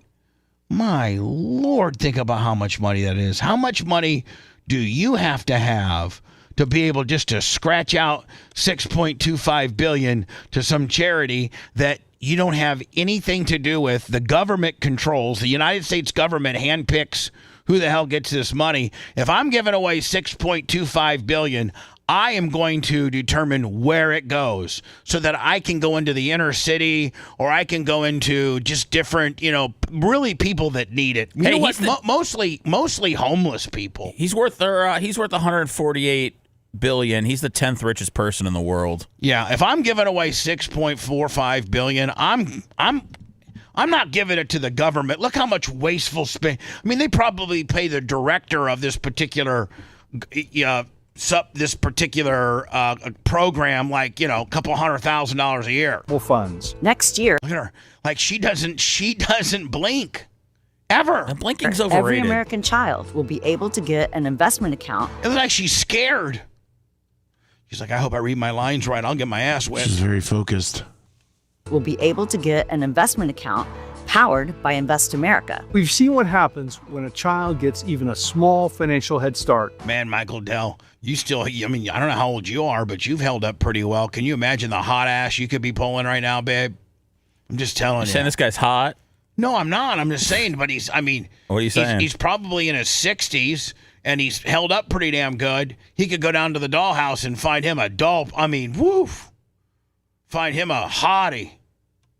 Maybe he's more worried about philanthropy than banging. Why not have hot chicks bang and be philanthropic and get rid of Susie White Eyes? Did she have a surgery or something? I don't know what she had. She might have a condition, man. Yeah, she's got a condition called eyes wide open. Because I sent you what she looked like younger, and she doesn't have wide-eyed problems. Maybe Dan would be able to say, yeah, we do this wide-eyed technique to these older bags that make their...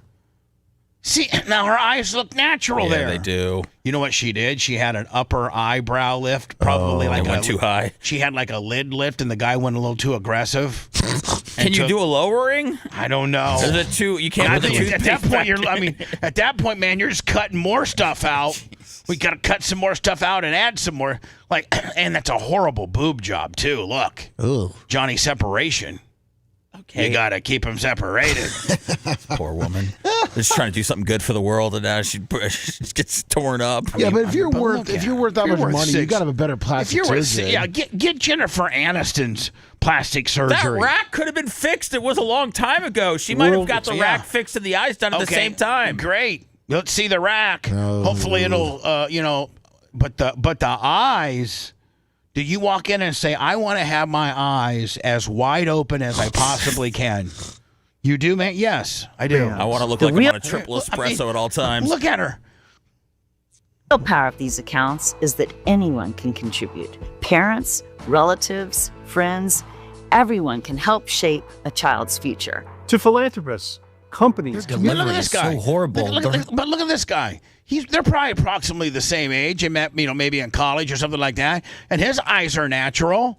He's got a natural little bag underneath his eyes. He has natural looking eyes. Not mama. Community leaders. If you want to be part of something truly meaningful. Look at her. She looks like she's just like she almost looks like a goddamn robot. She's 61. Well, she looks great for 61. Less the wide eye. And he's 61 also. There I go. He looks like a naturally good 61-year-old dude, and she from the neck on down, she looks great. But this wide eye gimmick is, let's be honest, distracting. Is it not? I can't focus on anything else but watch. For our kids, Especially when they focus in on her. our communities, for our country, join us. She's gonna get an individual line right here. And to parents and caregivers, look. Zoinks! Stay tuned and get ready to activate your child's account. Every contribution can grow over the years, just like your child. Yeah, we're gonna send your kid your 4-year-old $25, put it into the market, buy Bitcoin, I don't know, whatever. Maybe he'll have enough money to cobble together for a duplex when he's 18. Together, we can make possibility something every child can count on. And that's a future worth investing in. Sure. That's super nice of them. Yeah, nice of them, sure. I mean, I'm not trying to be a dick with regards to their philanthropic effort and what they're doing. Nobody, if you would have more people that have their, he's like the 105th richest guy in the world? Oh, 10th richest. Well, if the other 109 would step up, obviously they have more money than he does, and if he can scratch out He's 6. 10th! No, yeah, he's 10th, Bubba. Oh, he's 10th? Yeah. Okay, so if I'm sorry, if 9, 8, 7, 6, 5, 4, 3, 2, 1 would all scratch out. Now, what is that, like Elon and Bezos and stuff? Yeah, so if they would scratch out 10, a little bit more because they're worth more, now he's got $6 billion. I mean, you could easily come up with $60 billion. You could easily come up with, if the 10th richest guy with a wife with wide eyes can come up with $6 billion, then the remaining 9 could fill in where we could hit, like $100 billion. Elon gives like 15. And this is for the kids or for everybody? I think it's for everybody. Okay. Sounds like socialism to me. Yeah. Exactly. Well, no. Let's make it. You know what, Hold Seth? on. Let's vote Bernie in for 2028, Bub. I'm with you. Let's make it for people that need it. Let's make it for people that need it. If you make under $500,000 a year? No, like if you make under, I don't know how you do it, but we could easily come up with $100 billion to help a subsect of people that need it. Whether it's the homeless, whether it's our military veterans that we give horrible health care to once they get back and they're crazy, something. I applaud Michael Dell in his $6 billion that he's given to the big, beautiful bill. I just am concerned that when you give it to a government agency, it's going to just get absolutely trampled on. Right? Well, I mean, we're going to have to find out, and, we're going to have to talk to a kid 20 years from now to see if they end up getting that money or not. Hopefully, I'll know you in 20 years. Hopefully, I'll be alive. Let's see, I'll be 80. I'm not going to be alive in 20 years.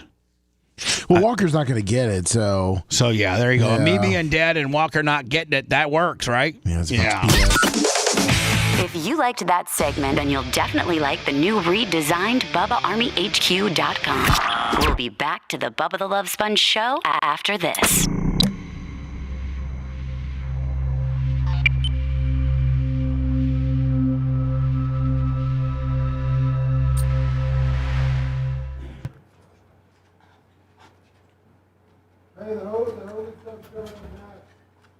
Shout out Susan Dell. I bet she's a hell of a woman. She probably is. You could probably back it up like you can't even imagine.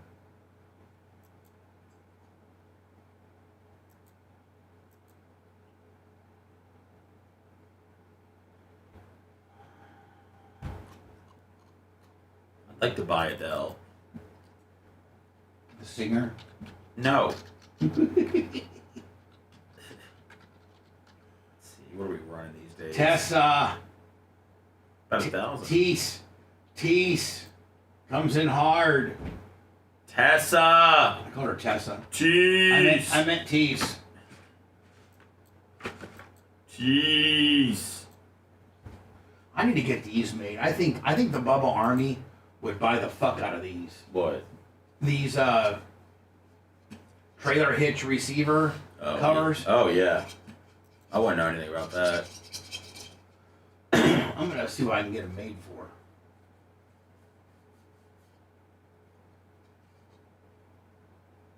We did not, Robbie. Not to my knowledge. But I will be on the lookout. Thank you for sending that. I'm excited to dig in. Oh, What's we up, got Felix? a box. We got a box? Yeah. But Robbie, stand by. We got a box. It's got some Clemson stuff in there. Robbie's nephew plays for Clemson.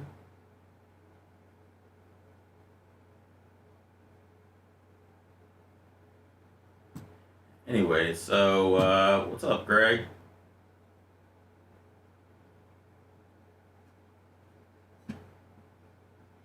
Gooch. Yeah, the Dolphins are still Roberto. We got about 10 teams left. Hoping to do it tomorrow.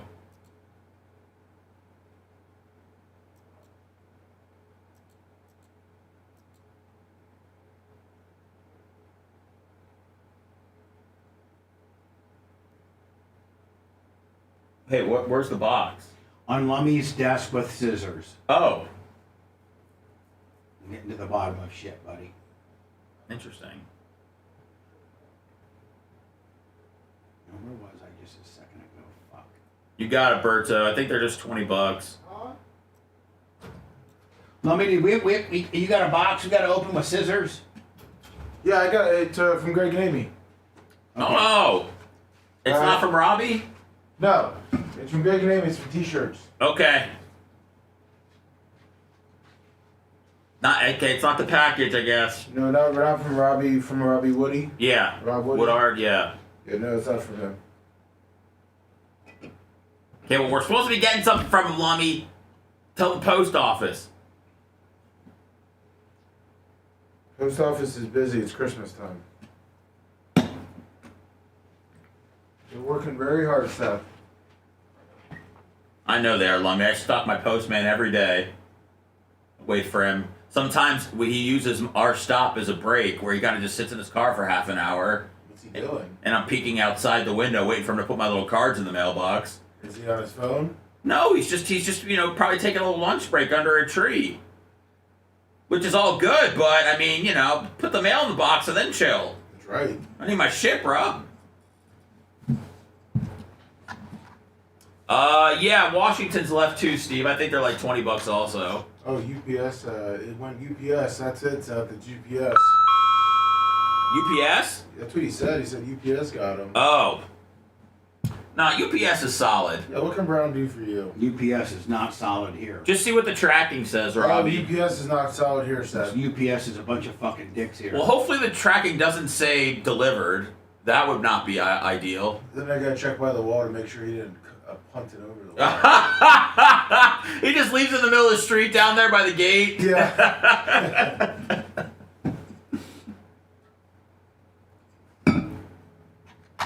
They did finish the repairs on the top roof, and I will tell you from driving by it, it still looks like a complete piece of shit. I was gonna say it looks really nice. I'm telling you, one stiff afternoon thunderstorm, that thing's coming right off. Look at it. It's nice and white.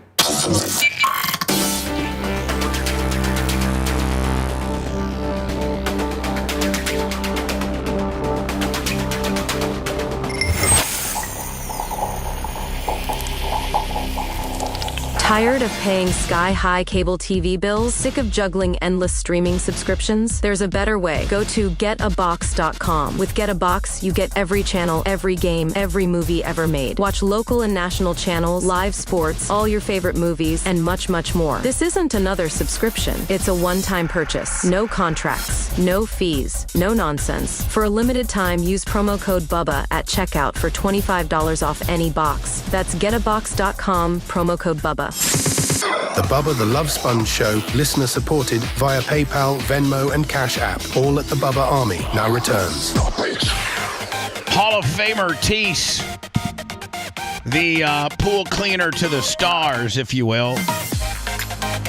$200 today on PayPal. Man, that is awesome and certainly well needed. PayPal, Venmo, Cash App, all at the Bubba Army. We also have some merchandise, new merchandise, the Ridge-inspired wallets, Just the dog harnesses, the dog fetch, Bubba Army tennis balls.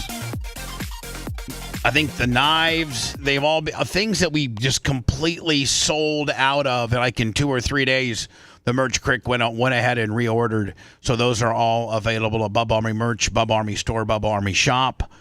Don't forget that your year-end total of what you spend from September 15th to September 15th, merchandise-wise, is included into your can be and is included into your BARP number. So I really think, Lemmy, we're going to be seeing a lot more people be like, hey, I can buy all kinds of merchandise and it applies to my BARP number. That's right. The users will be happy. So it's a win-win. Yes.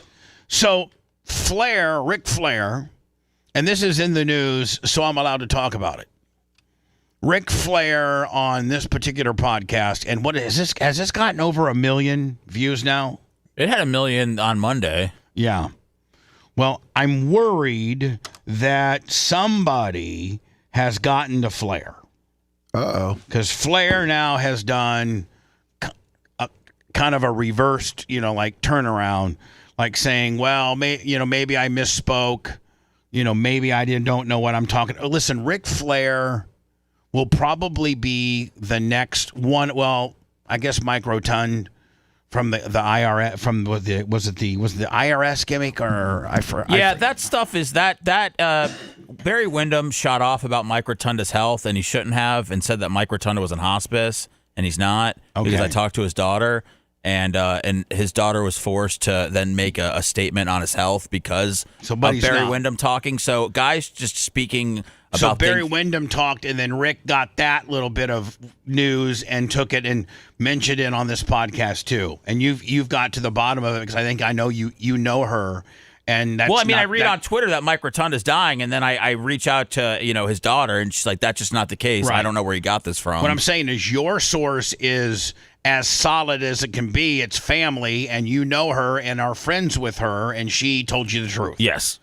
And so anyway, so that's why when he's sitting here just being like, "Oh, Hogan and Mike Rotunda," it's just like to me he's just drunk rambling. Yeah. So anyway,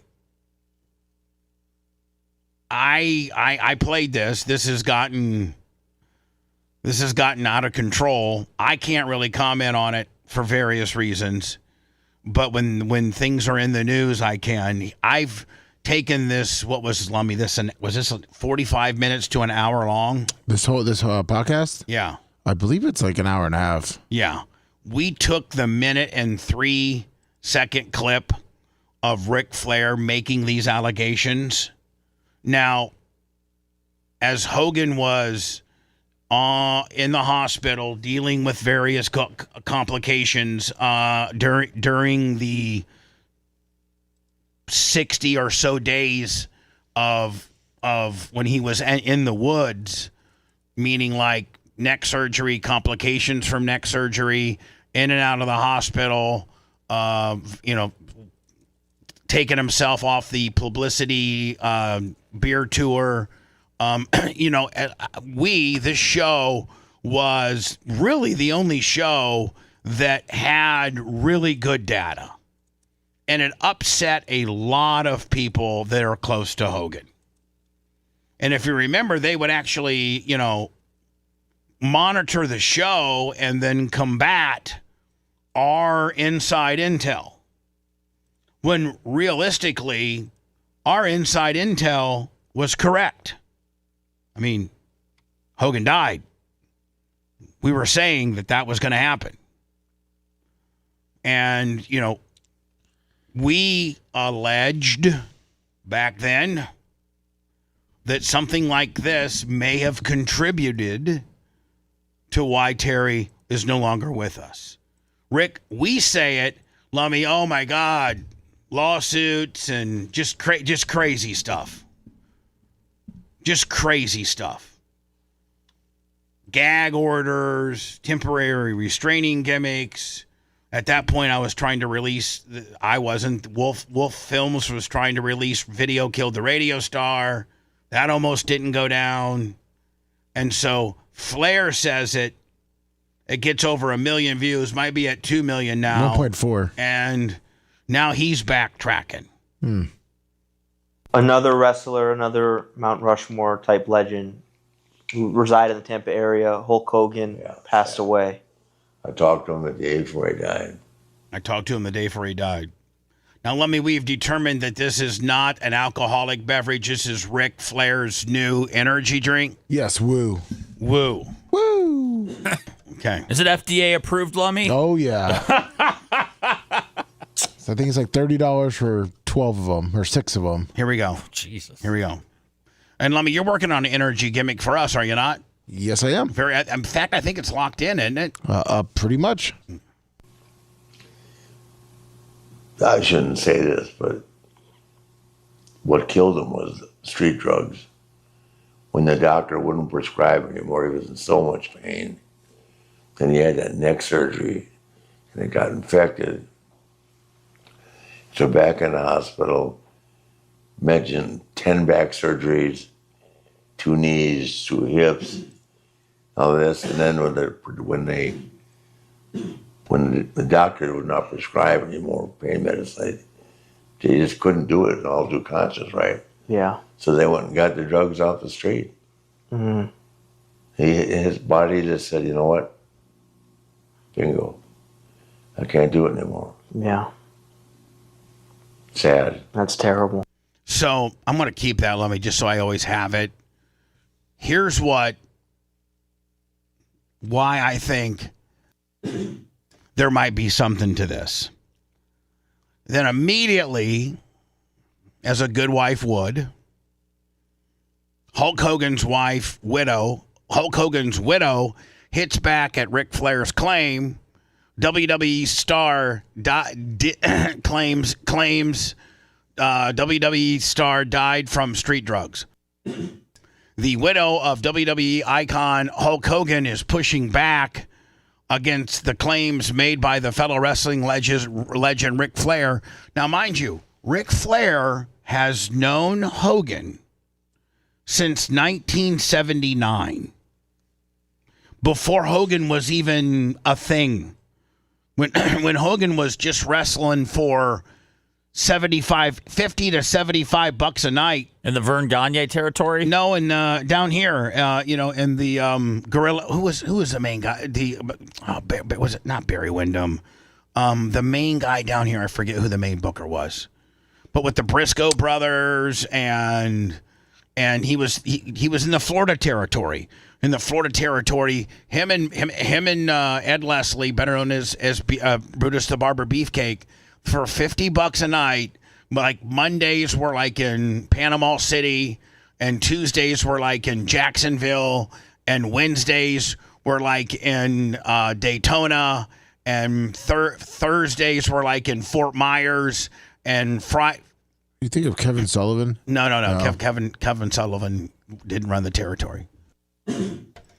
Hiro Matsuma ran the Sportatorium, which is where, Wednesdays they'd be in like Daytona, Thursdays Orlando, Fridays like Miami or Fort Myers, and then Saturday night would be Tampa. And they would literally make $50 a night. Flair has known Hogan that long. I think he has a pretty good understanding as to, and this is strictly his opinion, but I would think that he has a pretty good understanding as to how this might have went down, and he claims to have spoke to Terry the night before. Eddie Graham. Yes, Eddie Graham was the booker of all that territory. Born Terry Bollea, passed away earlier this year at the age of 71. The cause of death was initially given as a cardiac arrest. This whole thing has been so poorly handled. And it started with, and it's in the news, and I can talk about it. This thing absolutely started out with the inability, or for whatever reason, I don't know who blew a phone call in. I don't know. Maybe a private investigator needs to look into this, but all of this all of this nonsense and all of this uncertainty and all, Ric Flair says he died of street drugs. Sky, his wife, says that's not true.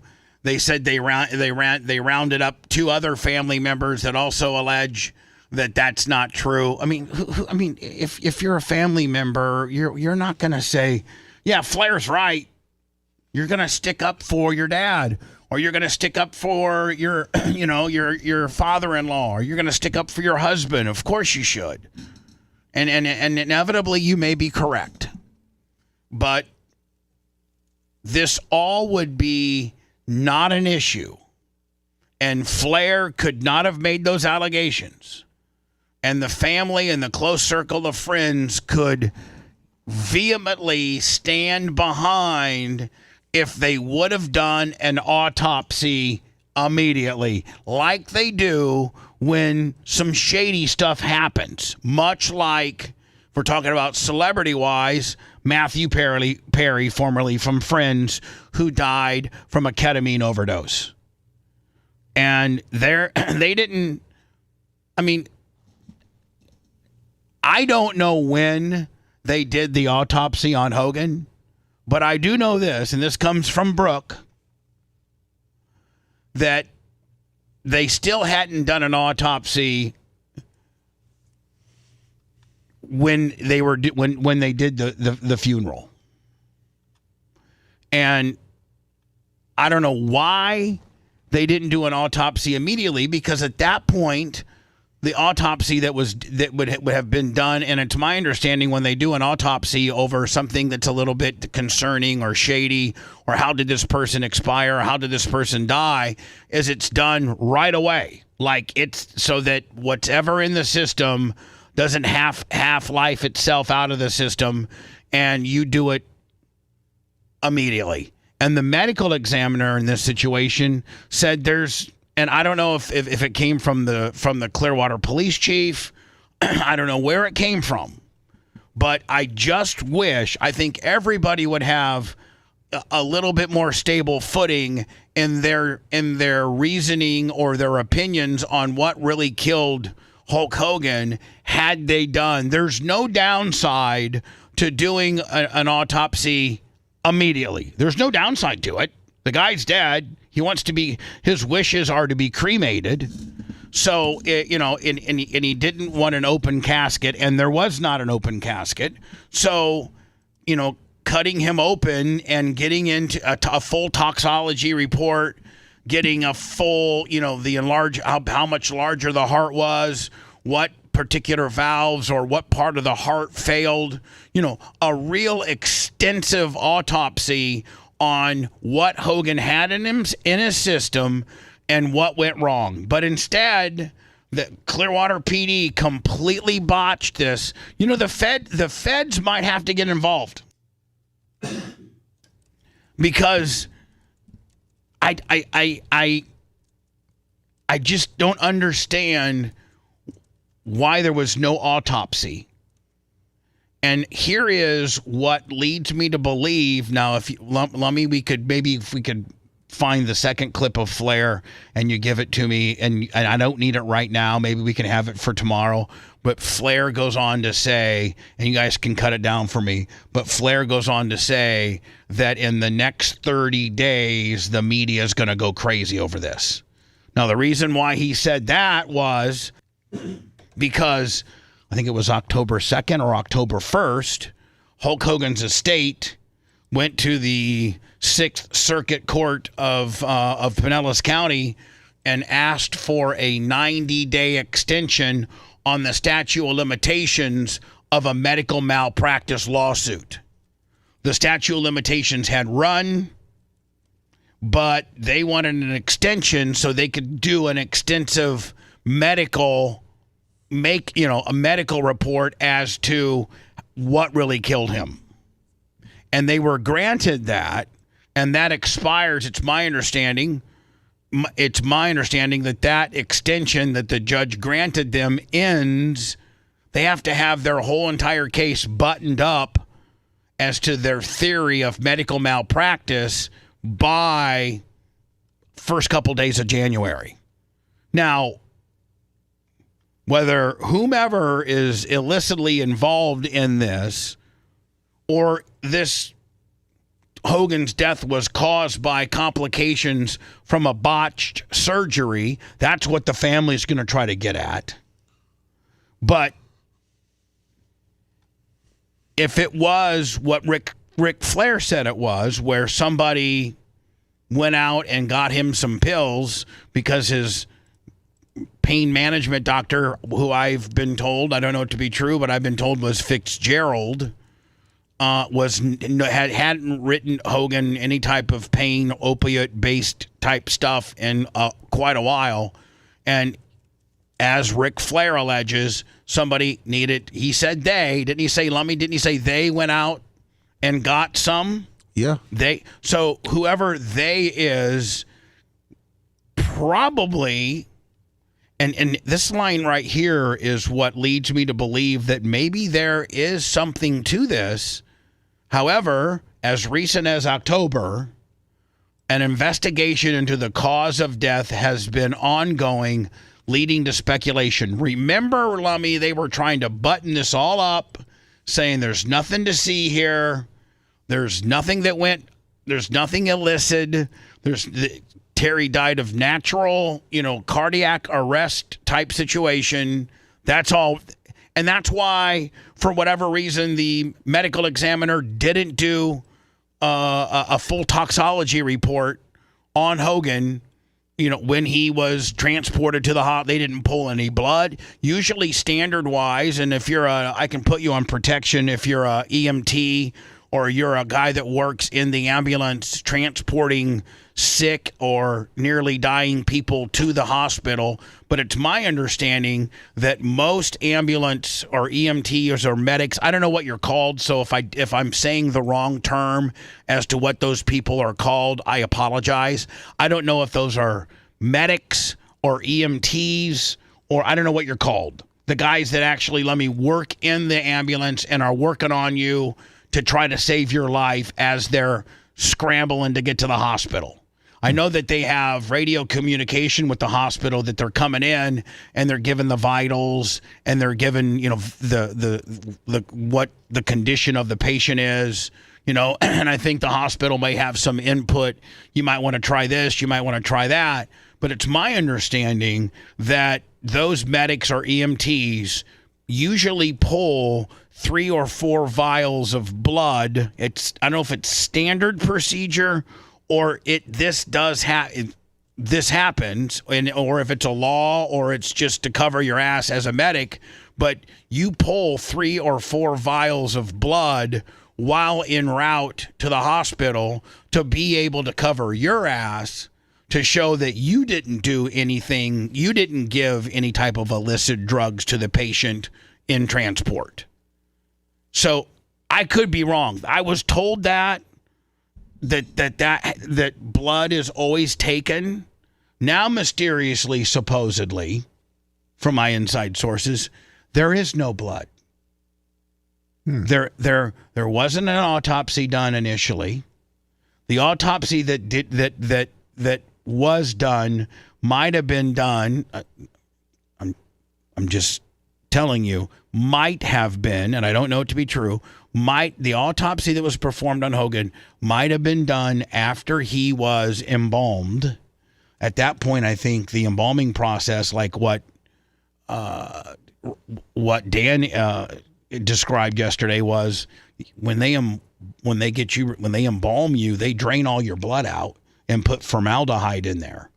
So blood work and toxology, you throw that right out the window. That went out when you started, putting the formaldehyde in there. So there was no blood taken in the ambulance. There was no blood taken at Morton Plant. And the toxology report showed nothing in his system, but the toxology report was done in conjunction with the autopsy that might have been done after his embalming. So you may never really get the true information as to what happened here. And there's a very powerful religious organization that's in Clearwater that could have ties to this. The chief of police of Clearwater is saying that nothing to see here. He died in his sleep naturally. And there are some people that aren't buying that. And when his best friend, not me, but a guy that he's known since 1979 that claimed to have talked to him the night before he died, speculates that street drugs killed him because he could no longer get pain pills. And the pain pills he may have gotten from whomever, Chili Willy,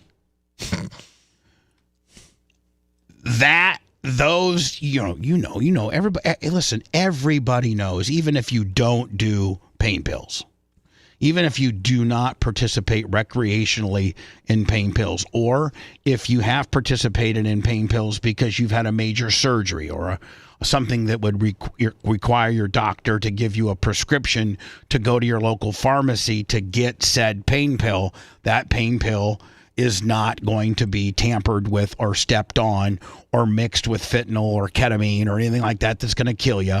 And if the doctor says you're supposed to take, 1 to 2 every 4 hours based on your pain level, that's not going to kill you.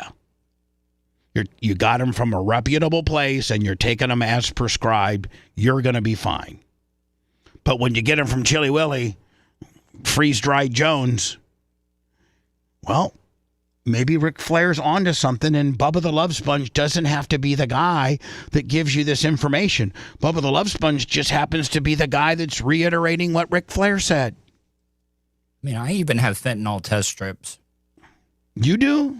Yeah. Do they make those? Yeah. So yeah, you can test your drugs before you. I never knew of such a thing. Yeah. What do you do? What do you rub it on the pill, or do you? Yeah, you crush up a little bit and then you put it on. It's like a little strip type thing that you put it in, and like kind of like when you're trying to test if you're in ketosis and you got to pee on a stick. Yes, basically. So basically, you take your pain pill, you crush it up a little bit, and then you rub this fentanyl stick on the powder, and it tells you if it's pure Vikes or if it's got any fentanyl, a little fentanyl. Yeah. So anyway, Lummy, it should get interesting because 30 days, right? Well, that's 26 days from now. Yeah.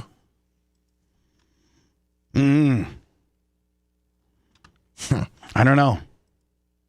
What do you want to have? Are you looking to be vindicated? No, I can't get. I'm not looking to be vindicated. When am I going to be vindicated? Well, I'm asking as far as vindicated, as far as the stuff that you were saying about Hogan to be true, since Ric Flair's kind of echoing what you said back in the day. I that's what I'm asking. Like, are you looking for justice for Hogan? Are you looking to have your name cleared up a little bit as far as not trying to throw Hogan under the bus, but bringing the truth to light? What's all of the above? Yeah. I think to answer your question, honestly, all of the above, because I really put my neck out on the line on some of the things that I was alleging, because I know Hogan was his best friend, saw him every day for 17 years, knew his every move, knew his every idiosyncrasy, knew what he liked, knew what he participated in, and I know him. And I'm just saying, if he's in pain, and he's going to try to alleviate that pain, and the circles that he traveled in would be conducive to getting something like what he may have gotten. Let me not say it. Let me let Rick say it. He may have gotten some street drugs, according to Ric Flair. And I was saying that early on, when it doesn't even sound as cuckoo now as it did then. I mean, when I was saying it back then, they were like, "Oh my God, Bubba's a dick. Are you serious, Bubba? Let it go. Quit trying to ride Hogan's coattails and get 26,000 extra clicks for saying that he may and our various headlines that we had." But I mean, at the end of the day, before I go to words, let me break it down this way. At the end of the day, the majority of the stuff that we said came to fruition. The majority of the stuff. I think one time, Lummy, I opened up and I said family members have been called to come say their goodbyes. Yes, you only come and say your goodbyes when somebody's not going to be with you much longer. That's right. I did say what Flair said. I said that fairly early on as well. After his death, I'm like, man, to die in the middle of your sleep. And I know Hogan has a tolerance for these things. I think he may have gotten something that was stepped on. How many? I don't know if you could, I guess, say it, but like when you guys were running, in your knowledge, how many would he have to take to, like, what was his tolerance up to? I mean, he could take like 8 at a time. Wait, we talking hydros? No, like some perkies. Okay. Would he take him without water? No, he'd chew him up. So Oh, my God, Hogan would man. go, let me tell you something, brother. If you chew them up, you get the coating off of them and they activate faster. That's what he would say. If you want a deep dive into the Bubba the Love Sponge show from the past, go to BubbaArmyHQ.com. We'll be back after these words.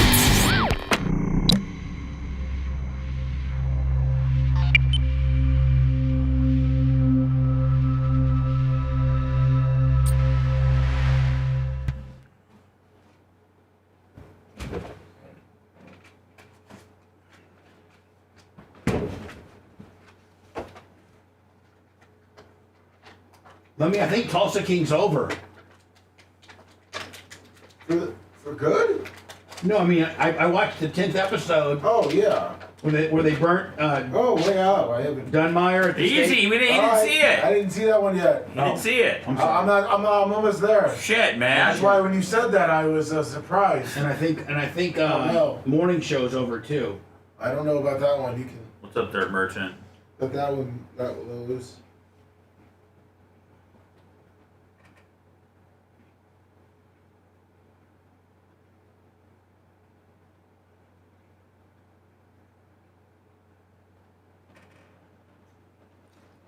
I mean, don't have Gary. I'm gonna talk about the Colorado stuff. No, don't make a short or nothing on it. Okay.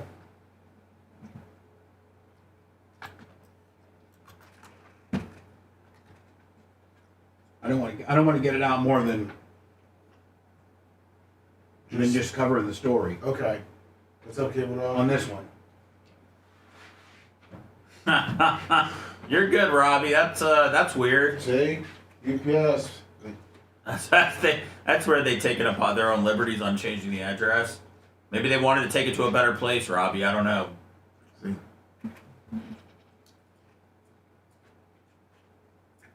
UPS hates us. I'm just telling you. Oh, man. You know why they hate us? Because of our gate. That actually requires them to have to fucking type in. Yeah, the gate's tricky. I could get that. No, but we have the gate code on our profile. No, I know.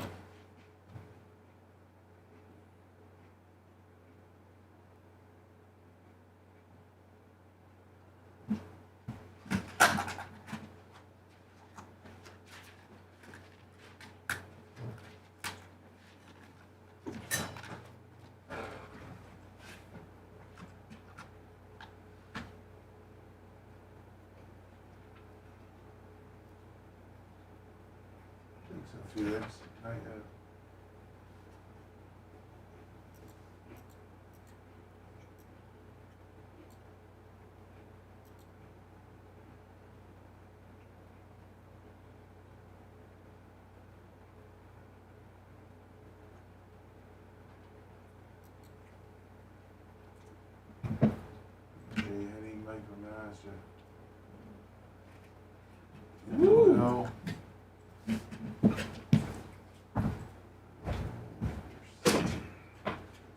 Man, it feels weird without a Diaco, Alaska, or Matroni in here.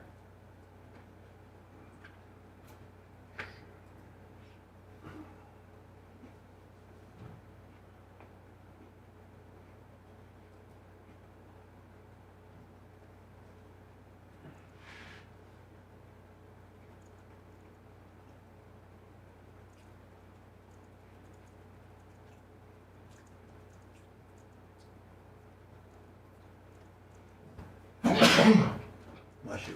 Here you go.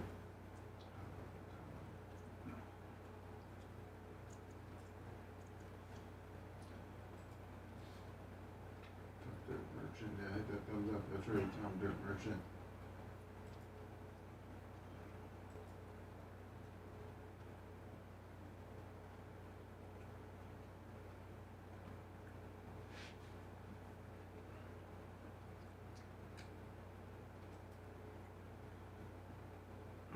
Thank you, Happy Jasper. With drought in there, New England, Tom. I think Marsha was working on that. I'm going to do my Tom Simon update. All right, perfect.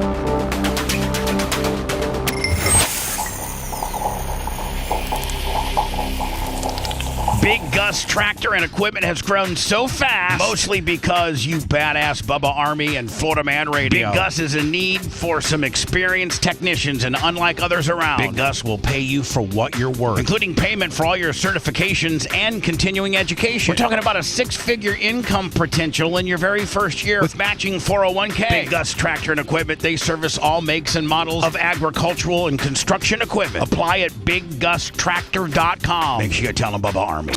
The Bubba the Love Sponge Show, listener supported via PayPal, Venmo and Cash App, all at the Bubba Army, now returns. Talked to Big Gus yesterday, Lummy, on the phone. Nice. By the way, Big Gus, R.I.P. to your dad. What an amazing man, a 35-year veteran of the Detroit Fire Department, and they actually loaded his casket up in a 1935 vintage from the church ceremonies in a 1935 vintage fire truck with a police escort. And R.I.P. Big Gus's dad, a man's man. Yeah. Now let me ask you a question, Seth. Tuttle. You mentioned Dalmatian. Mm-hmm. What? I don't know anything about firefighting or the history of firefighting. I think as a kid, you think of firefighting legacies as like the firefighters got a pole, like their bunkhouse or where they sleep is upstairs, and they go down a pole. I wonder if that's in modern day. I would think with OSHA restrictions and stuff like that they've taken the poles out of the firehouses because somebody could get hurt. But you always think of firefighters with one. If they're not fighting a fire, they're waxing their truck. Like their trucks are impeccable. Like they just absolutely take unbelievable care of their trucks. They're always washing and waxing them when there's not a fire. Two, when they're going to get ready, they get ready and then they slide down a pole. And then three comes what you said, and that is, and I don't know where it comes from, the firehouse usually had a dog that was a Dalmatian. Yep. I don't so where know. Did that 1800s, the Dalmatians were friendly with. Dalmatians are friendly with horses. So when the fire truck the fire trucks were directed by horses, driven by horses, yeah. Then the Dalmatians would clear ways for horses, and Dalmatians are more calm during the. So would the crisis. Dalmatians go on the call with the fire guys? Yes, keeping the horses calm when all the hectic stuff out there. It was like a calming thing for the horses. And I wonder didn't they have to have guys that would be on like this? They had like two guys would have like this big handle, and they would hand pump the water from this tank that was housed on a wagon. I thought they got in a line and passed a bucket. No, I mean, yeah, probably. I think they had that too. Probably, but where did they get the water from? The local creek? I don't know. I mean, what if the creek's 3 miles from the fire? A lot of fire, a lot of people. Long ass line. Yeah. So I mean, let me see if you can pull up some vintage footage of a horse-drawn firefighting system that had that 2-man pump, and they would pump. And I think they didn't have a lot of... Man, I got to think that when you were on fire back in the day, you just pretty much Stop, drop, and roll was very big back in the day. I think, Seth, you're right. You gathered what you could, including your family, and got the hell out. And, nowadays, I think there's a chance you can salvage your house if they get it out in time. How do you get that smell out, though? You completely rip out everything. I know Larry Plummer one time, as an investment, him and his buddy, they bought this house in Warsaw, and his buddy was an electrician, and they bought this house that appraised at $110,000 before it caught fire, and Larry bought it for $18,000 because it really caught fire, and they put all new studs, all new electrical, all new drywall, a new roof. Everything, and after it was all said and done, they had about 50 to 55,000 in it, but they were able to double. They got but it was actually when it appraised at 110. It appraised at 110, being 25 years old, and when Larry and those guys they put it in it was a brand new house. I think they got 120. I think they got 125,000. It took them a year to get it done. But I think they got 125,000 for it and was able to, make each guy make $30,000 or something, which is pretty cool. That's a lot of hard work, though. Can you imagine, Seth, if in order for us to make a living, we'd have to go out and buy burned houses and then rehab them? It would take you and I. Literally, Larry would get off the park department at 4 o'clock and work on this house until, depending on the season, till dark. And then what do you flip it for, though? Well, he flipped it for a profit. Yeah. That's what matters. But I'm just saying, imagine if you had to work that hard. Poor guy. Did you send me any? I sent you some history of it. I'm looking. I mean, it's like a minute 31 video. I'm trying to find if there's anything better. Did you see that they had to close a fire? They're thinking about closing a firehouse in Orlando for hazing in the firehouse. Oh, for new hires? Yeah, it's pretty bad. Fire horses served for only half a century, but their introduction heralded the most stirring and romantic time in firefighting history. The era of the fire horse began in the mid-1800s. And that looks like that's steam, doesn't it? Yeah. Previously, firefighting equipment was hand-pulled by volunteers. Soon after the first reliable steam engine was invented, it became apparent that manpower was no longer sufficient to move such heavy equipment. Numerous inventions throughout the late 1800s, such as the fire alarm telegraph system, sliding poles, and the quick-hitch horse collar, allowed firefighters to get to the scene in record time. Record time. Did they use Clydesdales? I think, I don't know. They're going to tell us the horses they used. The horses were left So just think about this, man. Not only did you have to worry about being a fireman and eating and doing that, but you had to worry about taking care of the horses because that's, that was your transportation to the fire. Horses were left unhitched in stalls directly behind the fire apparatus. When the alarm sounded, the stall doors opened automatically. The horses ran out and stood in their assigned places in front of the wagons. The collars and harness needed to attach the horses to the engines were suspended overhead, and the well-trained horses were taught to stand exactly beneath his or her harness.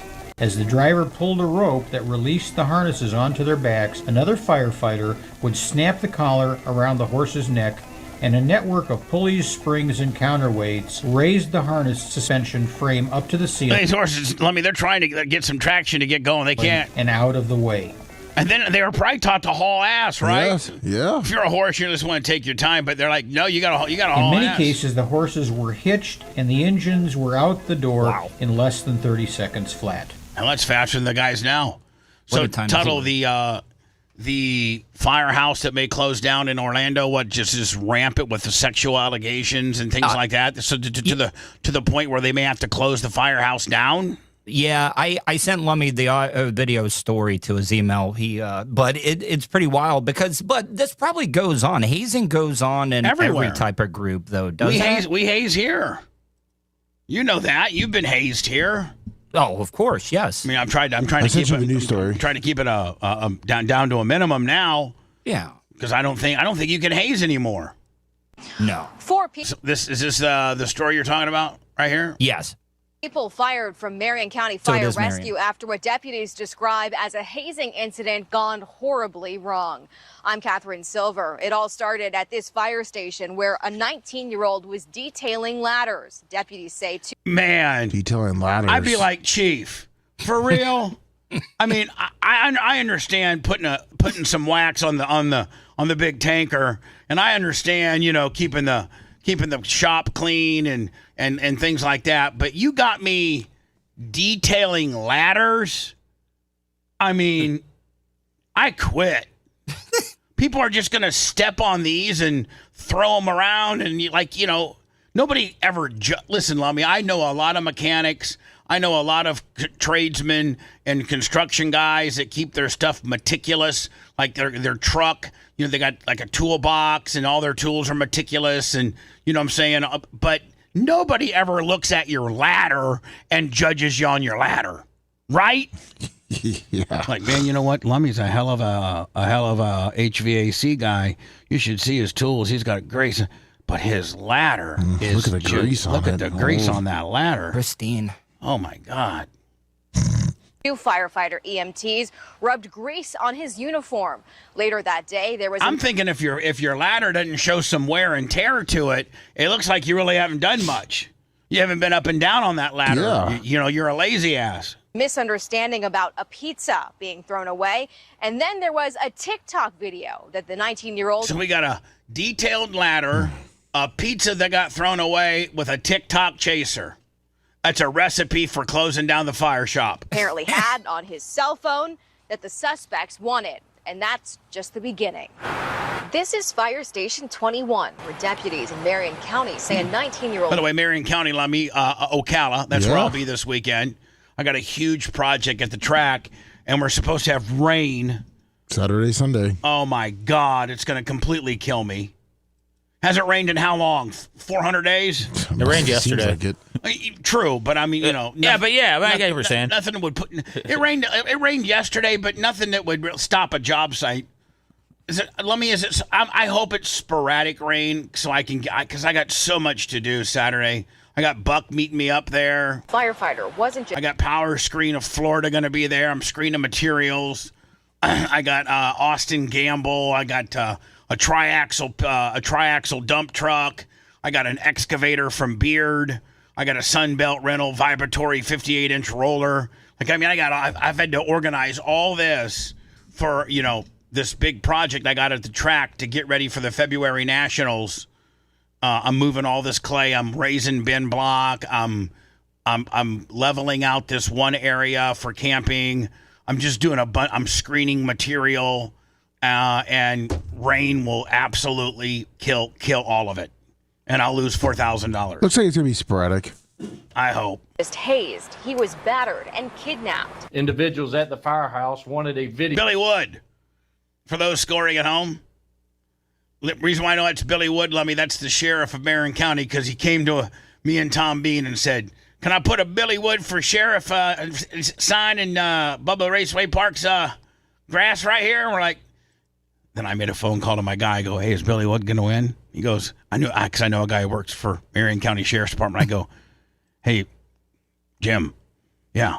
Is Billy Wood the front runner? Is he going to win? Because I don't want to put the loser sign. Because if you're a business and you put the loser sign in your yard, then the guy that win, he leans on you. He hates you. Yep. But I picked the winner, Billy Wood. Video from TikTok that the victim had. It was just a dance video that the victim Probably was embarrassed to give up. Sheriff Billy Woods described in detail what happened on November 19th. All right, what happened? What's written out in these arrest affidavits for 4 Marion County Fire Rescue employees: EMT Edward Kenny, firefighter EMT Seth Day, firefighter EMT Tate Trouthwine, and paramedic Kaylee Bradley. They chased him down in the parking lot. Hold on, they chased him down in the parking lot. They caught him. They removed his pants. All right, they depantsed him. 19-year-old who was detailing ladders, Lummy. Yeah, that sounds From him, about right. Took his belt, then began to strike him on the backside Of his ass with his own belt. That belt. The sheriff says it escalated. I'm thinking in today's world that you live in, you can't do that anymore. You might have been able to do that at 86. Well, you can't beat a guy at work with his own belt. No, I don't think you can. You get arrested now. Man, Bubba. I don't think you can, buddy. We used to do great things at the BRN where 3 men would be handcuffed to each other and see who could finish on whose leg. Sorry, Tuttle, didn't mean to bring back a flashback. Did I trigger you? No. And I apologize profusely for putting you through I'm that. drinking again, so it doesn't bother me. You're drunk, so you don't even care, right, buddy? Yeah. Wait, was Tuttle the knee, or was he the... I think Tuttle was the winner. No, I got a bonus because I got the winner's stuff. Holy. Yeah. The winner... he needs another bonus, I think, for that. Yeah. Well, he's drinking. He's drinking again, so he doesn't even remember it. Right, Tuds? It was a good amount. Even more when the victim would... Good amount of money or a good amount of party? Good amount of party. Not enough money. Oh, my. You know what? I forever owed... I need to put Tuttle in my will. He needs a comp. I'm sure Nizell would probably, He needs compensated after I'm long gone. More than anybody, you think? As much. No. I mean, he took right up there with Birch Creek. Well, pain and suffering. I'm just telling you, Tuttle took, like, we had stunts, and then we had stunts, and when we had a stunt that, like, Tom the Tree Man could do, which was really painful, we usually broke the stunts into 2 categories: really, really painful, or really, really vile. And Tuttle usually was the vile guy. Yeah. And Tom the Tree Man, like, we lit him on fire one time. Yep. Remember, y'all sewed his mouth shut. I think Jen from Genitorture sewed his mouth shut with, like, this big, humongous gauge needle. Yeah. And it was the one time I saw him kind of tap out. Like, he was like, he tapped out a couple of times later on. He wasn't near the man. You never tapped out. Well, I mean, you never tapped out. You almost got your nipples pinched off with blue crabs, and you still didn't tap out. Non-tapping. Should have called you non-tapping Tuttle. One of the most helpless time stunts that I ever did was the William Tell stunt, where you guys put me up on the torture rack, and I should have known you wanted to shoot an apple off of my head, right? And you guys knocked it off in the first, 2 seconds. It fell off because the duct tape wasn't there. And then you guys just shot me for 15 minutes straight with frozen then we're paintballs. yeah, it was. Was that just part of your regular job, or would you, Bubba, would you bonus him for the... No, I don't think I even... I wasn't even employed. I don't think I even bonied him. I just gave him a place to stay and, give like a nice little pat on the ass, being, God dang, Tuttle, you're the best stunt guy ever, buddy. You do need to call Tom Bean and tweak that will, though. I think Patrick Fowler needs something. Patrick Fowler needs to be in my will for the years and years of pain. Some of Patrick's struggles in life might be caused by me. Oh. I'm man enough to say that we really. But see, here's the thing. You've done some damage, is what you're saying. But here's the thing: you're damned if you do, and you're damned if you don't. Because Tuttle was so good at him. He was so good, and he would put him over. And he loved it. And even if something kind of hurt, Tuttle would make it sound like his leg was getting chewed off. He'd be like,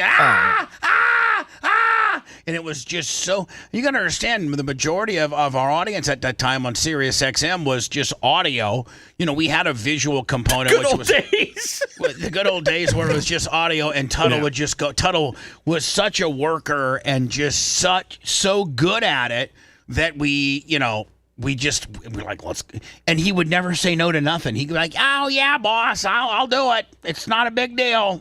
Yeah, I mean, being on blood thinners a couple of different times after stunts because they were afraid blood clots were going to go into my heart or brain. I know, Tuttle. Let's not get technical about it. I just want to let you know that I am profusely apologizing for the good old days, and you're a hell of a stunt guy. Super Dave doesn't have anything on you. Yeah, I mean, did you ever get hazed in high school? He'd fight a chick. He would put in a coffin of blue crabs, the 3-man circle jerk. The is anal expansion, just really bad stuff that makes me look like a very bad person. Well, but Tuttle, I know that you will at least let me off the hook in this manner, and that is, although it was my show, I said let's do it. Hamill was the one that thought of, I didn't think of this stuff. I went along with it. Once Hamill would bring this idea to me, like the 3-man circle jerk, I okayed it and we did it. But you at least let me off the hook by saying, I didn't think of it. Hamill was the one that thought of all of it. The funny thing is I remember when Dave Rice would come up with some really good ideas at meetings, and then Hamill would get a hold of it and totally do a 180 on it and turn it. And make it really creepy. Yes. It was either baby stuff, wearing diapers, or Hamill, rest in peace, he committed suicide. But think about the darkness inside of his head, because he would think of it. Daddy Sponge, he called me Daddy Sponge. Oh. Daddy Sponge? What, Hamill? It's a great idea. What? Well, I was at the adult superstore yesterday buying a ball gag for me that my wife uses on me. And, I saw this thing that's an anal expander, and we could put it in Tuttle, and then bet on how many pumps he can. And it had, like, you know how a blood pressure sleeve has that little bulbous pump that you pump and it continues to get tighter and tighter? Well, it had a bulbous pump on it, and you'd pump it, and this thing would expand after you inserted it into the area that I just said. Then this thing would get bigger and bigger and bigger, and he'd be like, Daddy Sponge, we'll take bets on, and don't forget, Hamill was a millionaire. We'll take stunts on who guesses the right amount of pumps, and the winner will win $200, Sponge. Like, okay. Brent be like, I think it's going to take four pumps, and everybody would go around the room, and poor little Tuttle would have to do that. And he wasn't even on payroll, Bubba. Yeah, I think he was. I think. No, I think I got him fired on the website, and that's when I would still drive over to Tampa and wait across the street in case you needed me. But there was a time where I did house and feed you. For the most part. Yeah. And then there was a time we got to be so close that you'd spend most weekends with me. Yeah, I would. So who needs a living wage then? Yeah. So, Tuttle, at this time, I'd just like to say, reflecting upon all the stuff you went through, I can understand where you'd resent me a little bit, and I apologize. And you're kind of guilty of just being so, like, if you sucked, Tuttle, this is what you've messed up on. You should have just sucked at your first stunt that you ever did, and then we would have been like, man, don't use him, he sucks. But you nailed it. Because Ron and Russ from the Monsters, God bless his soul, had already kind of pre-trained you into being a really good street guy. I got you like 4th, 5th generation. I was like your 5th guy you worked for. Yeah, and I was like on rotation. I mean, and Russ is the one that really, really got you on the streets. That was, I mean, you were their street guy. May I ask you a question, Sponjo? Yes. So, after reflecting on all the things that Tuttle went through, do you take back what you said last week about him being soft? Well, he's gotten softer because society has gotten softer. Benji, $100. And thank you so much. And there's no way, as he continues to gracefully age, there's no way that anybody would want to do that in their right mind. But doesn't that make you hard forever? Those things that he did. Oh, he's hard. He's got a hard history. He needs to soften up a little bit. You couldn't roll through life you couldn't roll through today's world with Tuttle's 2006 mentality. Right, Tuttle? I mean, you know the things that you were doing back then. You were living, not only were you, I mean, you were living hard. You were partying. You were, I mean, you were living hard. You know what? Let me just say this. You were having a good time. Oh, and every day was, every day was a Friday to you. Yeah, I mean, look, it was Right? a life. I mean- I get done here at 11. I've already probably had about 8 shots of touch vodka. Right. Then I'll go into the garage at Colton's house, drink through. Or you would go to my race shop because you were living there at times. Oh, yeah. And, so Tuttle just naturally, as he matured and lost his mom and dad and just realized I got to man up and find a real job and be responsible and stuff like that. That's part of Tuttle's growth. But I do feel bad. Because he's and Tuttle and we have our little tiffs here and there. But deep down, I really, really, really care for him. Yeah. And I would be there for him for anything. Well, thank you. And I couldn't be the way I was back in early 2000 because there would be like a Las Vegas mass shooting or something. There's no way that I could have. I don't think you're violent. I think that you. He would have been He would have been one of those streamers, Bubba. He would have been streaming stuff for you back in the day. Who got arrested live on stream? Who was doing things that they shouldn't be doing. I think he would have been that guy for you. You're right. Yeah. Tuttle. There's like 3 or 4 different Tuttles, and you don't know which one's coming out. It could be the sentimental Tuttle, where I don't want to hurt anybody, and I just want to get really messed up. Then there could be when Tuttle gets mad. When he really gets mad. That would be the Tuttle that would be a mass shooter. Yeah. You don't get mad at me, but you got that in you. No, yeah. You got that. Something could trigger you. He started at Activate the Plan. Yeah, one time he did tell me that. that was him. And I remember all of us were like, what is he? And so Tuttle goes, that's okay. I'm out of here. I hate every one of you. I'm done. I'm tired of this stuff. And you know what? I'm going to call my Kristen. Activate the plan. The grass is green. We're like, what? Activate the plan. The grass is green. What does that mean, Tuttle? You'll find out. And then we're like, kind of freaked out. And I got 25 cents. I'm like, 25. Lock the gates. We were kind of like a medieval castle over there. I'm like, lock the gates, and you and Coco get my guns out of my truck. And they would sit on the tailgate.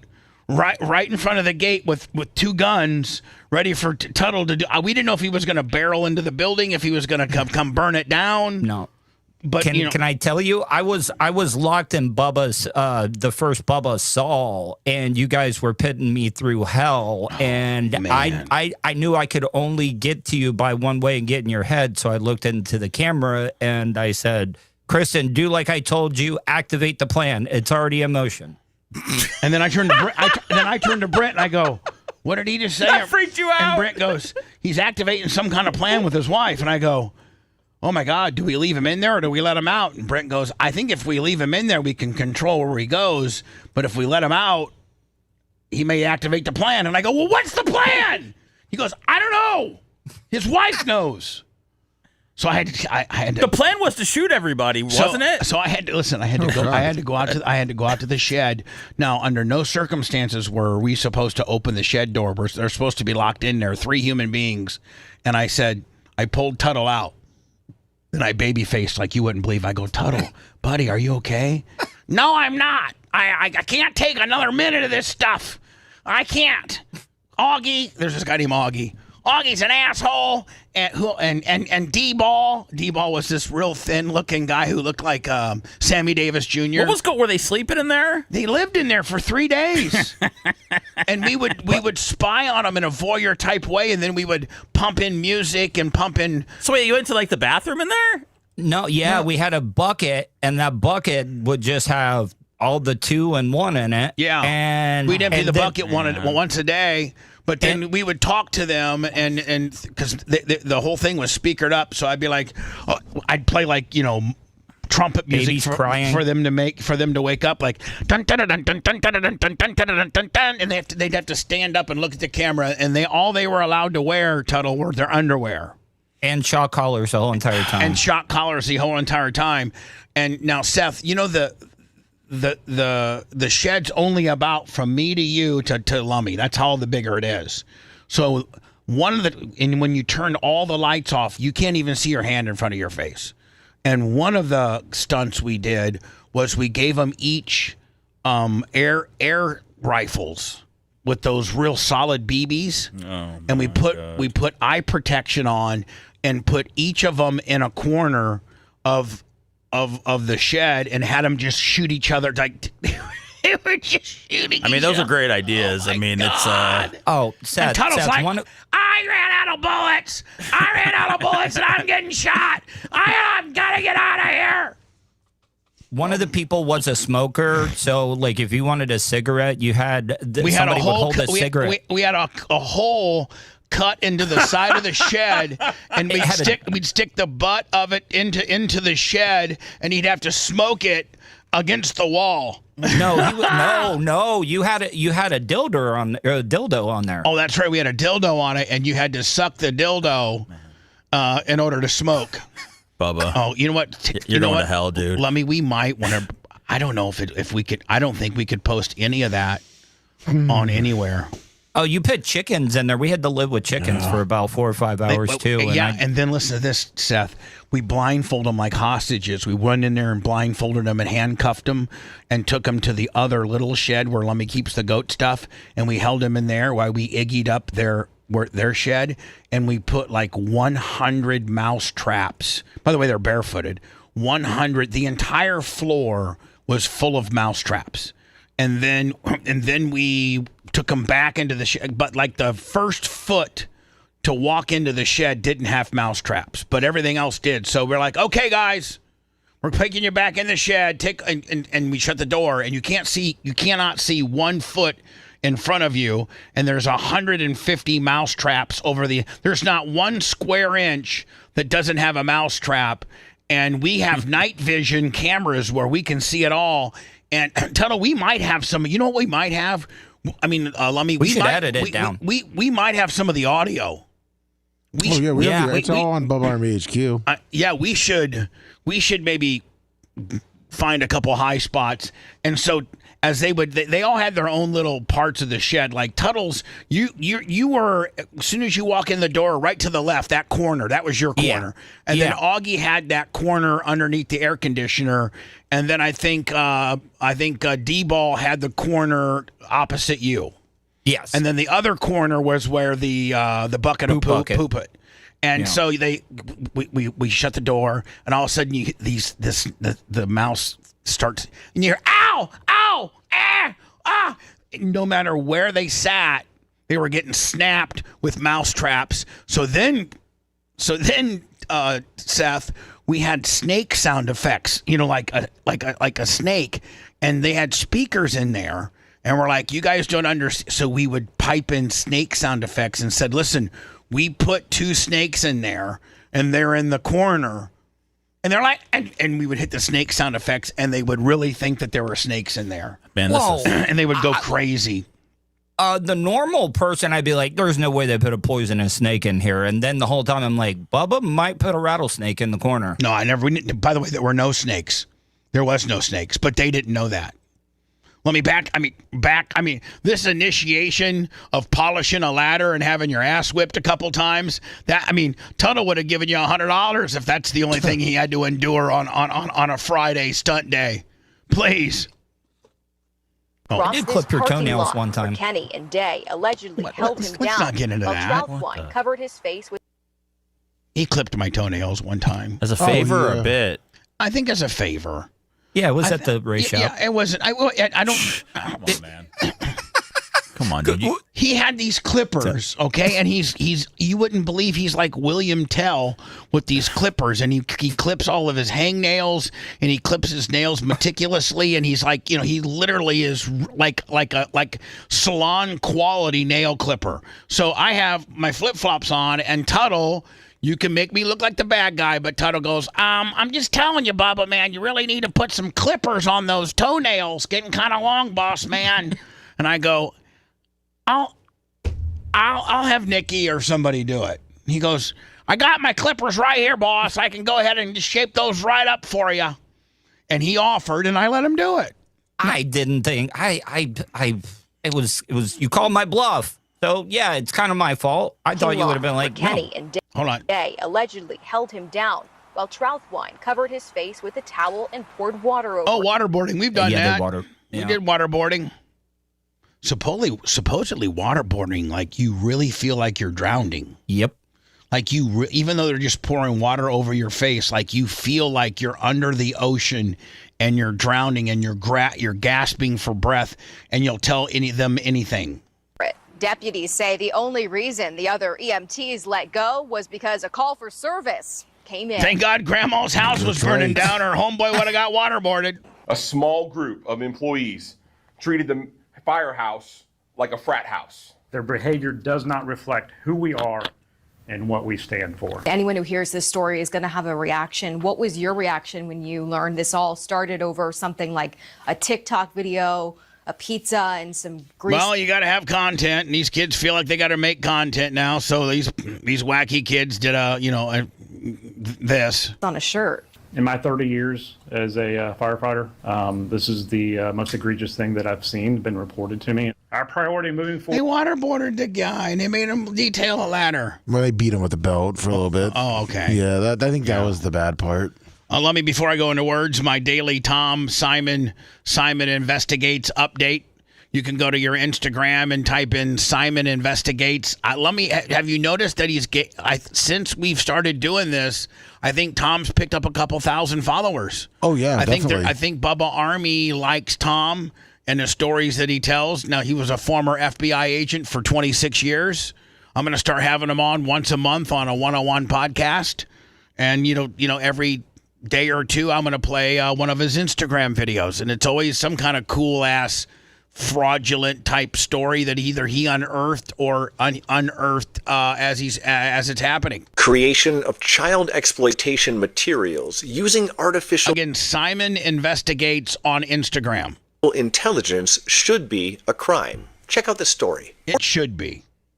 If you take a kid and with today's AI, you take a picture of a kid and then you make that kid do really, really unspeakable sexual type stuff that some people over 18 need to be doing, or are the only ones that should be able to do stuff like that.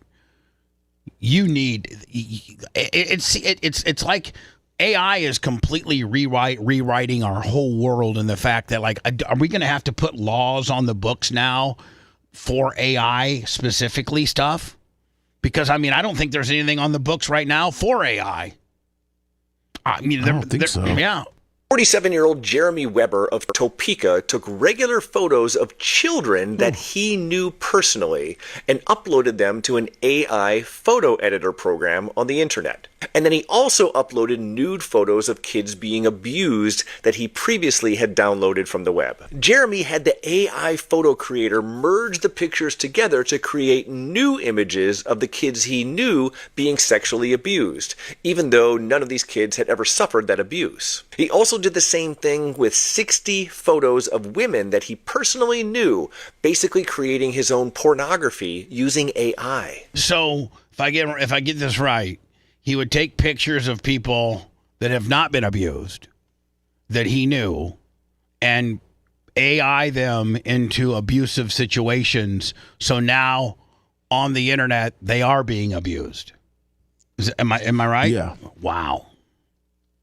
You got that much time? Be interesting to see how much.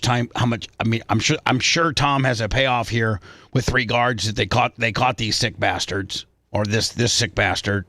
Jeremy would have been able to keep his sick little hobby secret, but he worked remotely from home. His employer's IT guy remotely accessed Jeremy's computer, and the IT guy saw some of the images on Jeremy's hard drive. The employer notified the Topeka police, who looped in the FBI. A search warrant of Jeremy's home found an encrypted external hard drive with a folder on it called AI swap that contained other folders organized with the names of the women and children whose pics he had used to create his bespoke dirty photos. The FBI arrested Jeremy for possession and transportation of child sex abuse materials, and he pled guilty.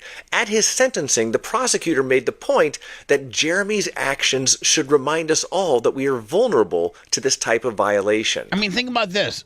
Anybody that's got a picture of me, or anybody that's got a picture of Tuttle or Seth or anybody, we're subjected for them to make us or put us in a situation that's really not cool, and with AI, having us do stuff that we wouldn't do normally. It hasn't been going on. I mean, hasn't Photoshop? I mean, yeah, Photoshop's been there for a while. Photoshop's one thing. Having full-blown motion pictures of children being sexually abused when that child never has, but now on the internet it has. I mean, it'll live forever. AI me all you want to. Just give me a big dong and I'll be happy. Although the images were fake. You know what? The Tuttle says, AI me all you want. I just want a 9-inch black dong. No, I didn't. Well, okay. I mean, how cool would that be? Maybe something to match his skin tone. That would be the gimmick. Be like, did you see that skinny white guy who has a black dong? That's a hell of a gimmick, Bubba. Yeah, I mean, Tuttle.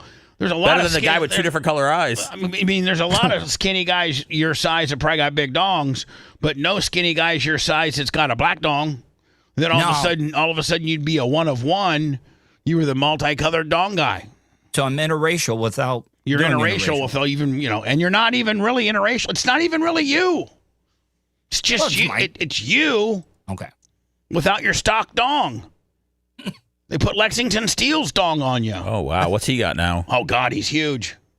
What? Looks like I know. I said what? Looks like a black Louisville slugger that Aaron Judge would swing. I'll email you some pictures, Seth. No, I don't want No, No, just Seth. No, I didn't He's say. asked what he's up to now. No, I go, what would he have if you gave Lexington Steel's unit to Tuttle, then what would Lexington Steel have? Tuttle's little wiener? Oh, Yeah, that's about 6.5. Okay. The victimization he inflicted upon the people in the photos was very real. And with that, the judge sentenced Jeremy to 25 years. Good. In federal prison. I am really interested in hearing what you think about this case. Was justice served? Let me know in the comments and then follow me for daily crime stories. Have a great day. I wonder how many victims there were. I don't know if Tom got into that or not, but 25 years seems a little light. He did. He said. I think he said like seven kids. Okay. Speaking of Tuttle, look at Tuds right there. Look, back in the good old days. What? When we get back, we'll do all this. We got a bunch of Trump stuff to handle. Trump says no more income tax. Trump sat down with Marco Rubio. Looked like Marco Rubio yesterday. It was like Trump's hype guy. Trump supposedly, sent out 150 messages on his Truth Social at midnight last night. I mean, I think he took 2 Adderalls yesterday instead of 1. Are you sure? He was dozing off yesterday. It's not his record either. He has more nights that he's posted more. I think they said his record's 201 from 2020. So to let you know, my record's 201, so everybody chill out a little bit. Last night was a 3/4 night. We'll get into that. We're running a little bit late. Back in a minute. Stand by. You're listening to the Bubba the Love Sponge Show. If you want 24/7 on-demand Bubba and the crew, go to BubbaArmyHQ.com. The Bubba the Love Sponge Show will be back after this.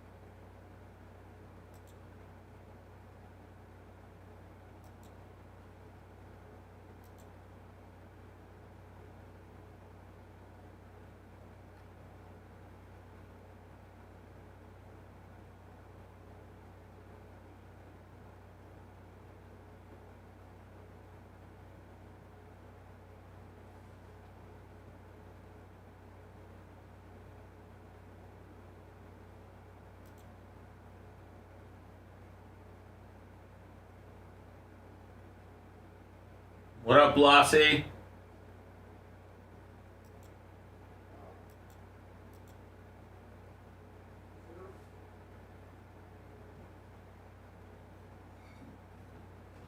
Hey, Bubba, your 10:30 is confirmed, right?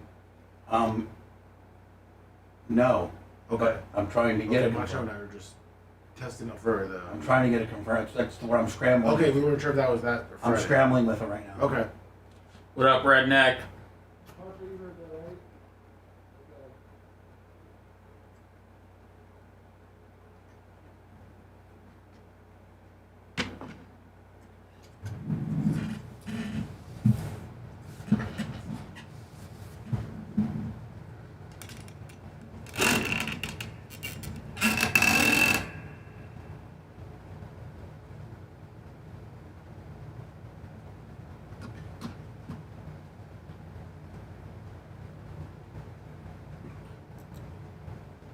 What's up, Lou?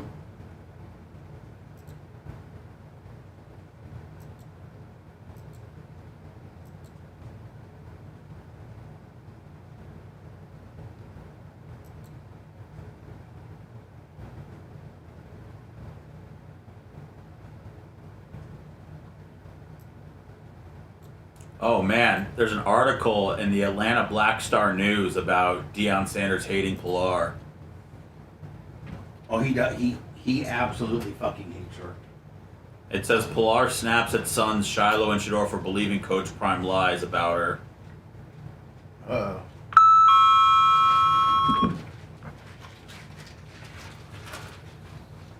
Oh, Lordy! Lordy, Lordy! What up, Danny? What's up, Jay Bowler? What's up, Kabuki, if I didn't say hi? Fuck yeah, what's up, Randy?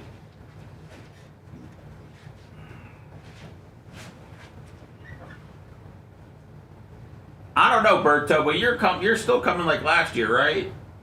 Come on, Berto. Look at Tuds. Tud's not gonna have a problem with a G-ball. What's up, Pappy? What's up, Dirt Merchant? Tud's got 929.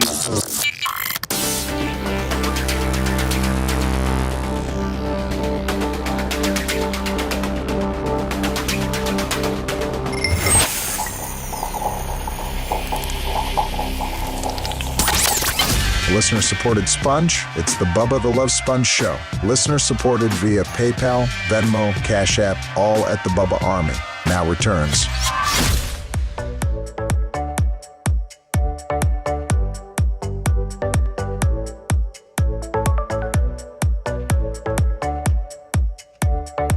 PayPal, Venmo, Cash App. Help if you can. Appreciate you. All at the Bubba Army. Trump was quite available for the press yesterday. This is our clickbait, and he's making breaking. Donald Trump just announced he expects the income tax to be absolutely abolished soon. I wish it would happen like tomorrow, so I don't lose everything. You know I have this one IRS issue, and they really dirty dogged me. I've told the story before, haven't I, Seth? Where they have a new, not a new rule, but a little known rule where they can come back and recoup the discount that they gave you after X amount of years. Oh yeah, and that's what I think I've said that. I think I've explained that. Haven't I? Okay, so they're trying to do that to me right now. So at that point, I had to hire an IRS attorney, and that's expensive. Oof. And so, and then now I'm going on year 3 with this, and we've provided all the information, all my tax returns. I file my tax returns quarterly for the business. I file my tax returns personally on April 15th. I think 2 years ago I got an extension till October because we were trying to work out this mess. And, so they are so slow and so stiff and like they're impossible to deal with. So I'm going on my 4th year. In March it'll be the 3rd year is complete, and it starts year 4, and they just won't give you an answer. There is no deadlines, and everything's no. Every offer we make, no. So I'm beside myself. I don't even know what to do. I don't even know what to do. Just ignore them. Well, maybe Donald will abolish. No, if you ignore them, that's when they really. But here's the deal, Seth. They can ignore you, but you can't ignore them. That's what sucks. Oh yeah. So we're literally, my guy John, every 3 or 4 weeks we have an agent that's been assigned my case, and my guy. I'm not supposed to be talking to the agent because I'm represented. I have representation, and I'll call John and be like, "Hey, I know you reached out and tried to talk to Johnny IRS." He's like, "Johnny IRS is not returning my phone calls. Johnny IRS is not returning my emails, and I don't know what to. I don't know what to say." So we gave him an offer. It's called offer of compromise, and they rejected it. So now we're appealing that, but we're now 8 or 9 months into our appeal, and nothing. What? And if you treated them like that, they'd put you in jail. If you're like, I'll get back to you when I get back to you, they'd put you in jail. So Donald Trump, I'm all for you, buddy. Act as unpresidential as you want. God, can you imagine what that would do for the economy if there was no more income tax? That'd be huge. Where's money coming from, though? I don't know. He'll figure it out. He said the tariffs. This would be the single greatest revenue. economic move in American history. Imagine taking 100% home of your paycheck. This economy would explode. Here's how you do it. This is how you do it, and I've talked about it many a times. You just come up with a national sales tax. And the good thing about that is you only are paying a tax on what you buy or consume. If you don't go out and buy a new car, then you're not paying the 12 or 14% additional. Everything's going to cost more. But there's a lot of people that don't have to buy a lot of stuff, like me. I don't buy a lot of stuff. No, you don't. I wouldn't be paying a lot of tax. But, Matt Helling that goes out and buys a brand new 56-foot Sea-Ray, well, Matt, you're going to pay a little bit more for that Sea-Ray. Jay Diaco, who goes out and buys a $450,000 Porsche, well, Jay, it's going to cost a little bit more. They're still going to put tax on your Hardys, though. On your what? Hardys. On my parties? Yeah. Yeah. Beer's going to cost more. Everything's going to cost more. Let's see how Trump explains it. The great Donald Trump.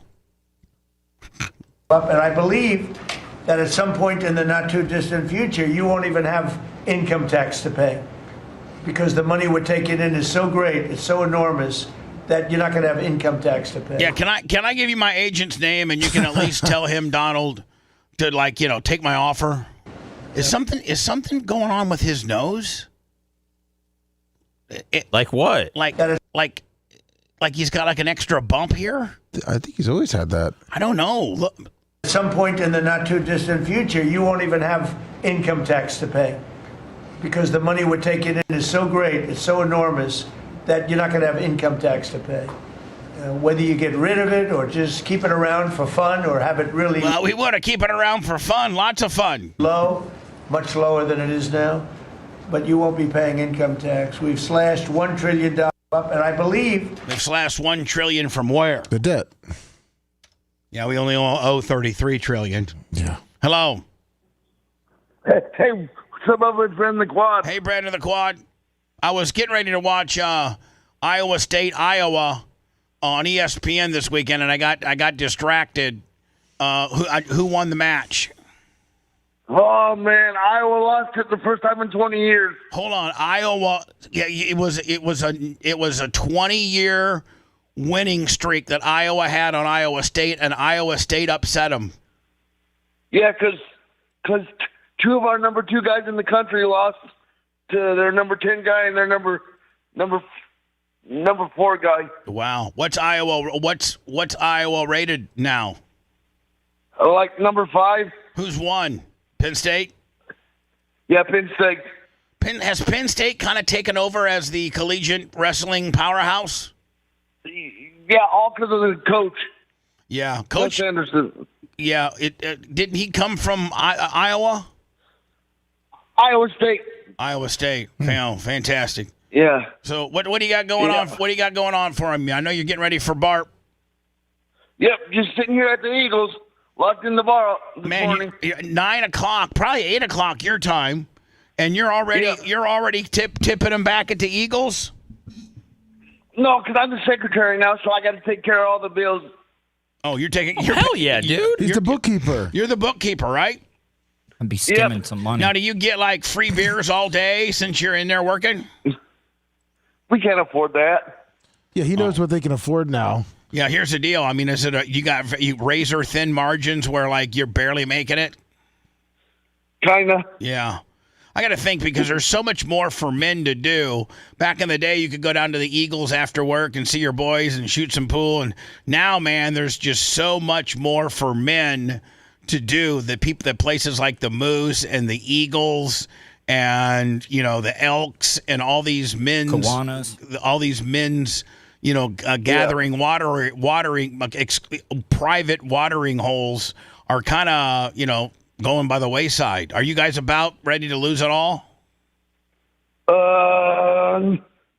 It's not that bad yet, but we're getting close. But how much are dues? Like like if I wanted to be a member at the Iowa Eagles, where Brandon the Quad's the treasurer, what's my monthly dues? It's yearly. It's $40. 40? You got to raise that. Yeah. First of all, you guys need to bump that up to about 60. But it's the grand that does it, and then we only get $25 of that. Oh, now do you guys get a federal grant? We're supposed to, but I don't know where the money's going. Yeah, we don't. I'll tell you where it went. The big beautiful bill sliced it right down to zero. That in public NPR. You guys are done. NPR and Radio Asia and BumF Iowa Eagles took all the hits, my friend. Yeah, and it's because OWIs are so expensive. People don't want to drink and drive anymore. They should just drink at home. Yeah, and is weed legal in Iowa yet? Medically, if you're about ready to die, it is. But yeah, wait till they legal. Wait till they wait. You can just go over the border and get whatever you need, right? Yeah, my brother does that for me. Now, is that Colorado? No, that's Illinois. Where? Illinois. Oh yeah, Colorado's a little farther away. I heard Illinois had great weed. Hold on, how could Brandon not get medical marijuana? Yeah, why don't you get some? Why don't you stop drinking, which puts weight on you, and really start, hitting the weed? Well, I do, but then I get too high, and then I can't even help support. What? Well, I can't even move my legs, so my mom can pick me up. I turn into a noodle. So you're saying that you're saying that you get so high that you just completely flop like a dead man, and you have no muscle control to help your mom, wheel you in and out of your quadmobile. So at least alcohol, you have some type of muscle memory, but weed takes you right down to zero, and you're literally like a dead body. Yeah, remember at Barf when me and my mom got high off of gummies? That guy from Colorado gave us a gummy, and we were high as kites at Tate's. I wonder if his mom has a little switch that she can hit in the back that deadens the battery, and then she can "Hey, Brandon, your battery." She does. It's called the off button. Yeah, she said it. She just turns it off. Because Brandon gets a little, he gets a little, just a little bit of a handful sometimes. So she just hits the switch, and then he just has to sit in the corner because he can't go anywhere. She said if he gets lippy in the van, she just turns him around and turns him off. Put a blanket over the top of him. So hold on, you guys got a special van that's made for you, and it's like a little minivan. It's got a ramp and puts you in there, and you sit in between the two front seats, and you can talk to your mom. But if you've ever gotten lippy or piss her off, does she put you in backwards and makes you look at the rear view the whole time? Yep. You need a sign that says "Help me" so that the people following you. She's helping him. Who else is going to help him? That's true. That's true. All right, Brandon. We got to run. I'm way late. Anything you want in particular you wanted to talk about? Well, just see you guys in about 40 days. All right, my friend. I appreciate you, Brandon. Thank you. All right, see you later. Bye, love you guys. If you love that segment, then check out BubbaArmyHQ.com and do a deep dive on past shows. The Bubba the Love Sponge Show will be right back.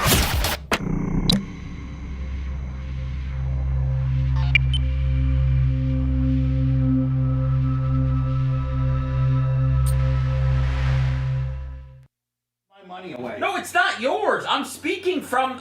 When I say us, I mean the people that give us money. I'm speaking as the president of this corporation that we're barely making it, and we need every fucking dollar for us. But I'm saying, should we have Johnny Costiga, instead of giving us money, funnel it to the Eagles? Yeah, go ahead, and we won't be around much longer. But the Eagles will be around. That's great. Then go to work at the Eagles and tell Phoebe why you're bartending at the Eagles in Iowa. I could tell her on the way there. Yeah. It wouldn't be a tough conversation. I mean, she just wants me to be happy. Moving to Orlando is one thing. Moving to fucking bumfuck Iowa is another. Okay, well, you heard it's close to Illinois. I mean, you might have missed that part. Yeah, well. I could pretty much live in Illinois. Just make the trip over every day. That's the dream. Commuting through the Midwest. You would be, if you saw our corporate books, you would be. I don't want to see, man. I don't want to see. You would be a nervous wreck. I don't want to. I want to work somewhere where there's, it's stability. There's a future. Well, there is. There is until we start making large donations to the Eagles in fucking Iowa. Well, I just feel bad. That's all. I'm just saying. I just feel bad. Mm-hmm. Maybe I'll do a card break for the Eagles. Maybe. I heard you made a lot of money on your one yesterday. I didn't even have one yesterday. Or however, I heard the latest. Who's telling you shit? I know. I get reports. I heard the latest one that you did was rarely pretty good for you. What's up, Jay Bowler? What's up, Blakey? I don't know if I said that. I got my eye on you. What do you mean? Like you're gonna try to lower my pay if I'm making more money on the streets? Didn't say that at all. Nor was that a fucking idea I have at all. Nope. What you do over there has nothing to do with me. It's over there. That's what I said. What you do over there has nothing to do with me. Oh, well, actually it does. There was a guy that made a payment last night that asked to be unblocked on Facebook. He put that on his notes. You might want to get a hold of Gary. Can you ask Bubba to unblock me on Facebook so I can watch the show? I'm not unblocking anybody because if you've been blocked, you've said something fucking stupid that's pissed me off, and I'm done with you. It's amazing how sorry they are, Lummy, after. Well, when they're sending money for breaks, I tend to give them a little grace. That's cross-pollination. He listens to the show. He wants to listen. He also said something very negative and disrespectful to the show. It could have been a miscommunication. No, I don't think it was. I don't think Blake would ever say anything rude. No. Did he make fun of Macho's picture? Here's the thing. Blake knows what he said. Yep. And so if he would just be honest and say what he said and apologize, I'd unblock him. He did apologize. He said, "I'm sorry." Right here in the notes. And he took the Denver Broncos in the break. Good team. R.J. Harvey, Pat Bryant. Okay. All right, Lummy, I'll get with you about that. But Lummy, in order to unblock him, you must find out what he said. Yeah, we always ask him what they did. Well, I mean, it was a mistake. He didn't say anything. He's cool. Macho wants to know. Blake Branham's cool. I understand, but he knows that he said something. But he's apologetic, and he won't do it again. But I want to know what he said. He won't. You don't want to introduce hurt back into your life. I'm not doing it. If you've been hurt once, why get hurt again? I'm not doing it publicly. I'm doing it privately, and I'd like to know what he said that triggered me to block him. So it's a private matter. And you just can't buy your way to get unblocked through a different corporation, mind you. Well, we're not even officially a corporation. Yeah, exactly. But Brian's working to make us legal. LLC. Yeah. Brian said he could make us legal for about $40. Mm-hmm. That was some biz. It's a ticket on my paycheck. All right, Satya. We do them on We do them on Facebook, Jimmy. We got a Blizzard Breaks page. Is the guy going to email us what he said so we can unblock him? Let me handle it, and no unblocking until we hear. You know, I'll write him back on Venmo, and I'll see what he said. There we go. I'll send him $1 back, and I'll leave a message.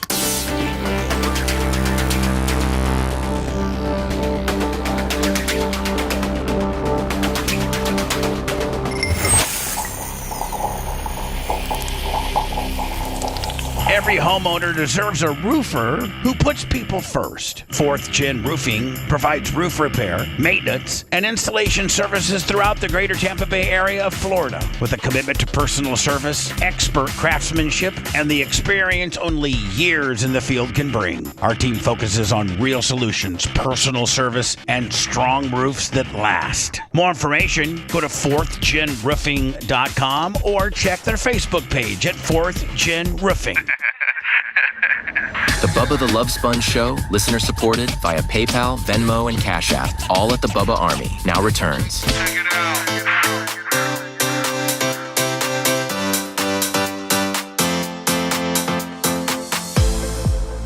Bubba Army merch, Bubba Army store, BubbaArmyShop.com. One-stop shopping for your official Bubba Army merchandise. Shaq Fu Radio, $25. Who? Shaq Fu Radio. Oh, what's up, $25. Gentry? I got to get back to you, my friend. Oh my God, you haven't? Get the Shaq Fu Radio. Seth, the free I app. got 2 podcasts today. I know, but Gentry's I had one yesterday. I had one on Monday. No, I know you're busy, Sponge. I'm just saying, Gentry's. I mean, he's an important man. Yeah, get the Shaq Fu Radio and app. I'm gonna get back to him. There's an app you can get, Shaq Fu Radio.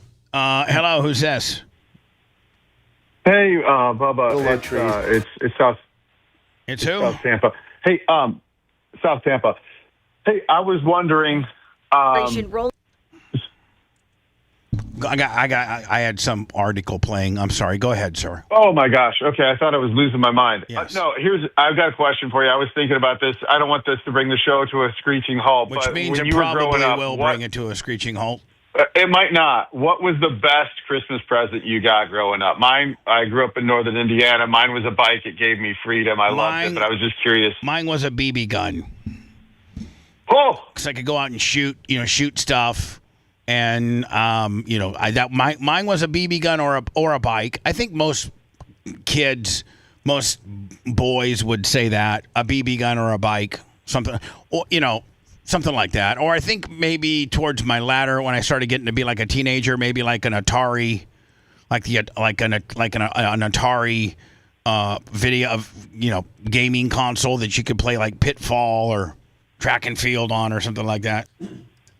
Well, you get those bikes in the winter, you can't really do much with them, right? You're like, sweet, I have a bike, and it's like there's 4 inches of snow outside. Right. So probably BB gun. What about Lummy? Lummy, what you got, man? Hold on, we got to go, man. We're not running through the room to talk about what everybody's favorite Christmas present was, okay?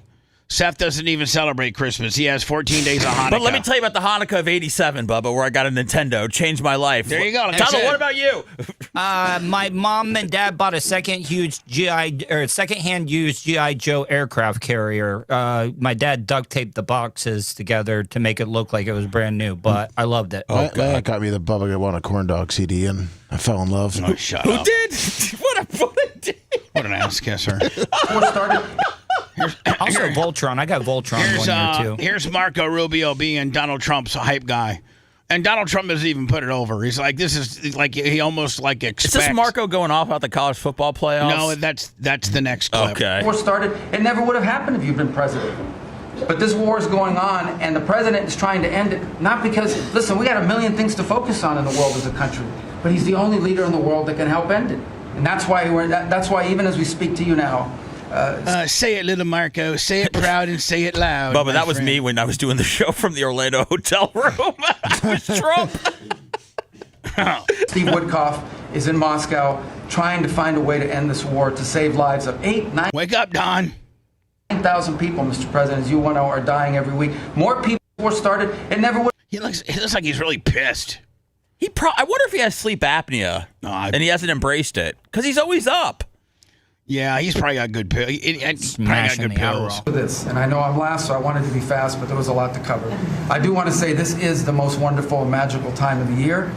By that, of course, I'm referring to the college football playoffs. And I just want to say this as a point of personal privilege. And I'm a Florida Gator, but if the University of Miami gets screwed out of the college football playoffs after going 10-2 and beating Notre Dame, the whole thing should be scrapped, and you're going to have to take over it next year. What an ass kisser. Get out of here. Miami's not even the ACC championship. Right. Not only that, but like if you're going to talk about a team that they beat in week 1 or week 2, you're only as good as what your record today reflects. They didn't even win the ACC. They were a team that was in the college, playoff conversation, and they dropped 2. And the worst time to drop 2 is later in the season. Oh. Hey, Tuttle, do you support that too as a Gator? Are you pushing for Miami to get in? No, not at all. I mean, I think some changes need to be made. Like, I have a problem, and I'm a big Florida Gator fan. Texas cannot be in the college football playoffs if you lose to Florida. And that's coming from a Gator fan. We were so bad this year. We beat Texas. Yeah, but I'm tired of people using the analogy. Well, we beat beat them, and they beat them, and they beat them, but we got one less loss, but we beat them, and they're in it, and we're not. But it's a campaign, Bubba, because you have so many teams. You have so many teams that are up for so few spots that you're essentially campaigning. So I mean, that's what you have to do. But the thing is with Miami and Notre Dame is they both have the same record. I know, but Notre Dame lost to them and Texas A&M, and Miami lost to who? Notre Dame and Louisville. Miami didn't lose to Notre Dame. Not Notre Dame. Louisville and Ole Miss. All right, so I think that's probably comparable to Notre Dame and Texas A&M. Now, did you know that they're actually thinking of, and they're taking into account that Lane Kiffin is not going to be the coach going into the playoffs? Like when they're voting, you mean the people that vote him in are considering that as a tangible? Yes. Yeah. We talked about that. I think Lummy and I talked about that yesterday, like kind of how they left Florida State out because of Jordan Travis got hurt. Yeah. Would they leave Ole Miss out because of Lane? I don't think you can at all. And by the way, Miami lost to SMU and exactly. So I mean, that's not the same as losing to Miami. Notre Dame lost early on, started out 0-2, and they've ran the table since. First game was Miami, lost by what? 2? 1? 3? Yeah. Next game was Texas A&M, lost by 1. Was it 41-40, something like that? I don't know. And then they've ran the table. Miami lost to SMU, which are kind of ass buckets. And I forget who else. Louisville. And Louisville. And I mean, at least both teams Notre Dame lost to were very high ranked. I think Miami was number 2 or 3 when Notre Dame lost to them, and I think Texas A&M was top 5 when they lost to them. Yeah. So I mean, listen, the whole college football thing. I think they need to expand it to like again. This is the first expansion year. 16 teams. Yeah. Now, how many more do you want? 16. I just want. I want 16. That's it. The only way it can be. That's all you need. 16. Only way it can be fair is if you the same amount of conferences, and whoever wins their conference gets to enter the playoffs. That's the only fair way to get rid of the whole eye test stuff. You have to be a conference champion. I don't know what fog of war. I guess they're Donald and Pete. I can never say this guy name. Hegseth. They're defending how they're just plucking these Venezuelan boats right out of the water. Yep. You know, and I guess they're defending that. As far as the attack is concerned, I still haven't gotten a lot of information because I rely on Pete. But to me, it was an attack. It wasn't 1 strike, 2 strikes, 3 strikes. Somebody asked me a question about the second strike. I didn't know about the second strike. I didn't know anything about people. I wasn't involved in it. I knew they took out a boat.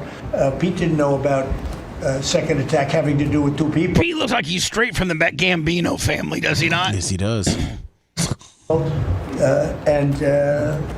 I guess Pete would have to speak to it. I can say this. I want those boats taken out.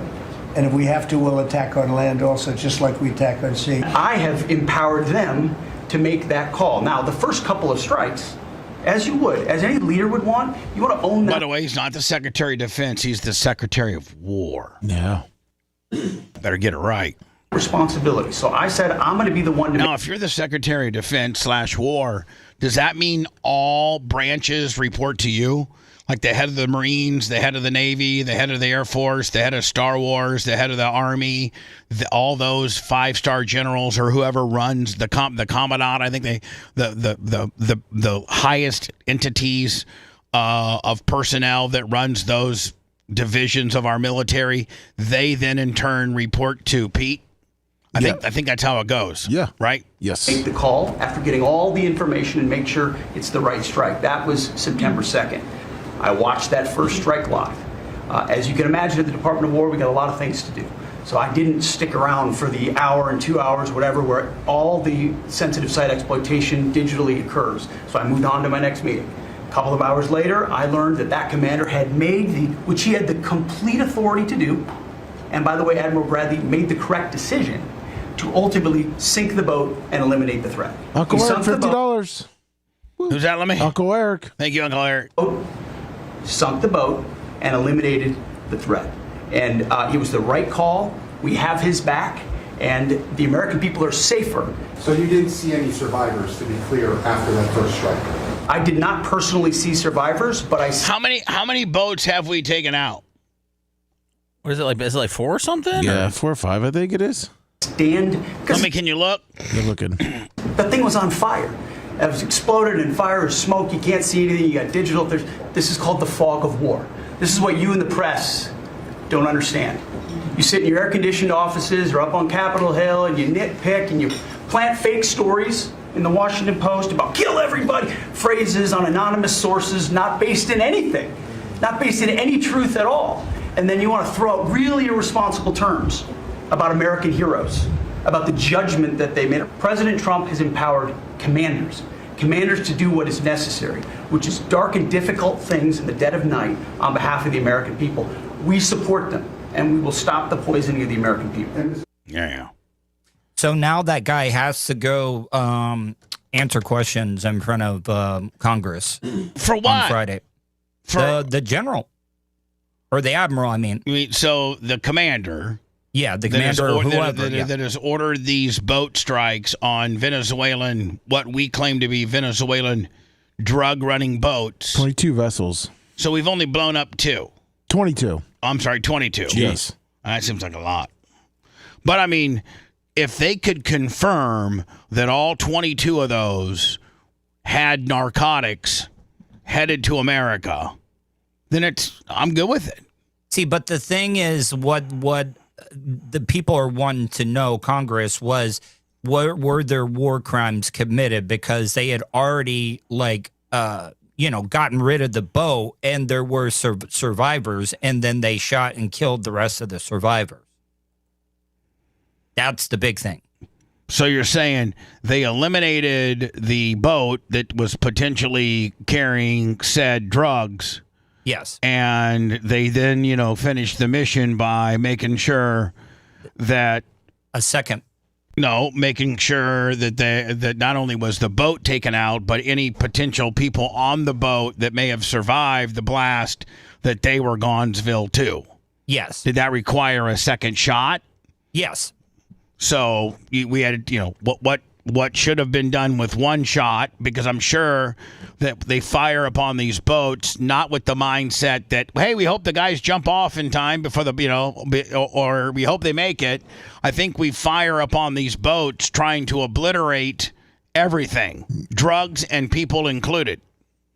I think. Yes. And so if it takes if that's the mission, to eliminate everything on that boat, including humans, and the fentanyl, and the ketamine, and the cocaine, and whatever else that's on that boat that they have I'm sure they have intel, then killing people that are trying to get bad things into our country is just a cost of doing business, I think. Yeah, I mean, I have no problem with it. My official ruling. Yeah. I have no problem with it, but I mean, I guess, with all the rules, rules of engagement and stuff, they think there might be some war crimes. Sure.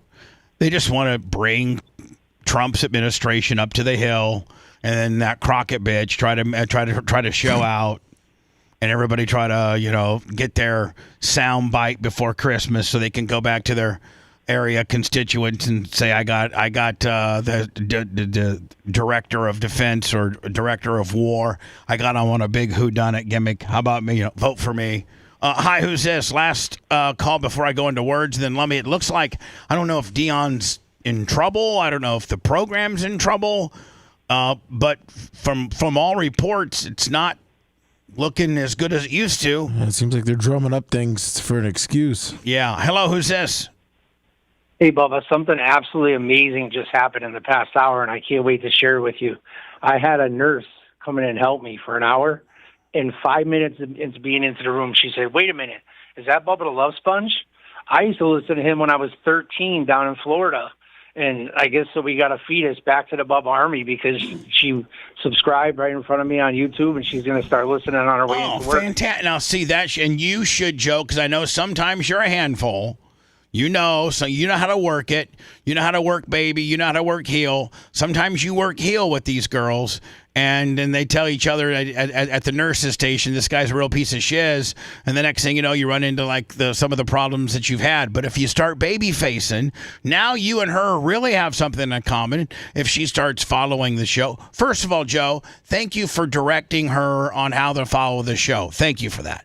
Now, secondly, baby face on her, and now you got an ally. Big time. She's helping me out. She's gone above and beyond. And if you get a hold of the merch crick or email me or whatever, her, where I can get a package, I guess to your facility, and I'll put it in care of her. Find out what her shirt size is or something like that, and I'll send her a little Bubba Army care package. And then you can put then you can put yourself over by saying, "I called Bubba's show." See, Joe, you got to know how to work. Hey, listen, what's just her first name? Stephanie. So, Stephanie, listen, after I turned you on to Bubba, I called into the show. Bubba was so, enamored and so appreciative that you're now maybe going to start being a daily listener that he wanted me to send a little care package full of merchandise to you. So here's a package for you. Oh. And you make it all it's your idea. You suggested. You're like, hey, Bubba, not only is she going to listen, but why don't you whip up a nice care package for her? You put yourself over, Joe. I'm quite good at doing that. Yeah. So take credit. Now you got one hell of an ally, and you're starting to switch. You're starting to kind of change the way people think about you there. Yeah, I had a nurse on Sunday tell me that nobody wants to help me because I'm a bad person. I said, that's your opinion. She says, no, that's a fact. And then she walked out of my room, turned off the lights, and slammed the door. All right, that's great. That's her. But how about this new one you met today that's Bubba Army that's now, you just keep picking them off with kindness, and the mean ones will just work itself out. Yeah, that's what I'm doing. I've learned how to accept the badness, the people that are mean to me, rude to me, and evil. And I just wait for the good ones to come. And man, that I get blessed today. We all got blessed today because she's so amazing. She's back in, man. I wish she would walk in the room right now so you could hear her. She's a hot little freak with tattoos. Well, easy. I don't think she wants to be described necessarily as that, but thank you for the info, Joe. Give me the information to your facility, and what you think she wears, shirt size, and I'll get in her name, and I'll get that information and get a package off to you. Okay, bud? Yeah, it was funny, but I just had a knock at the door, but it was the housekeeper. It wasn't her. Too bad. I was going to say, if she walked in, it would have been perfect timing. Yeah. But I'm going to do that, and I'm going to make that happen. And I'll just, I text Lummy a lot, so I'll just text Lummy. The last thing is Lummy was asking me, he picked up the phone when I called in. He said, are you going to ask to be unbanned? And I said, no, I just have something better to talk about. But where are you banned? I think from everywhere. Yeah, I've been banned on Rumble for 3 years. And as far as the December 20th was my 1 year anniversary of being a member in the YouTube thing.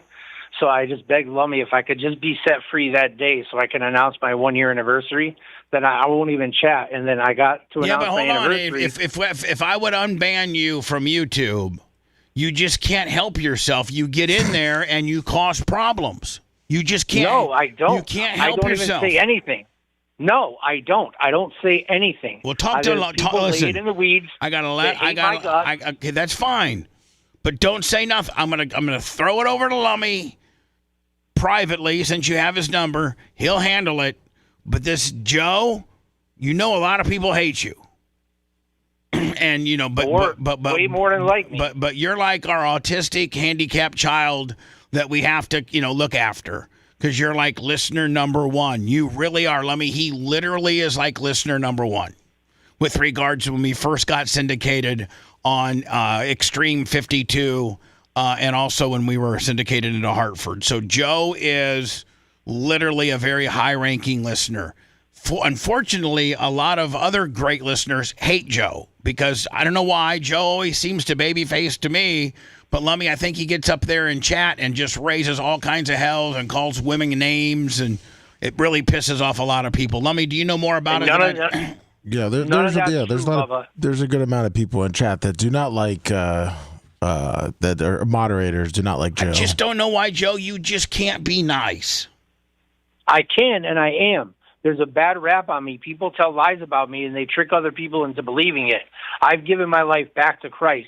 I don't sin. I have no reason to say bad things to anybody over any reason. I don't even want to talk to the people in chat. I just want to have a tether into the show in case you guys say, hey, I don't remember what happened. Can somebody in the chat tell us? Bam, I got the answers. Okay. But if I don't have a tether into the chat, I can't help y'all at all. Lummy might be able to get you that tether. This is completely Lummy's decision. He's the executive producer. Take it up with Lummy, okay? Okie doke. All right, buddy. Lummy, that one's on you, kid. You're making a mistake. If you want 24/7 on-demand Bubba and the crew, go to BubbaArmyHQ.com. Right now. The Bubba the Love Sponge Show will be back after this.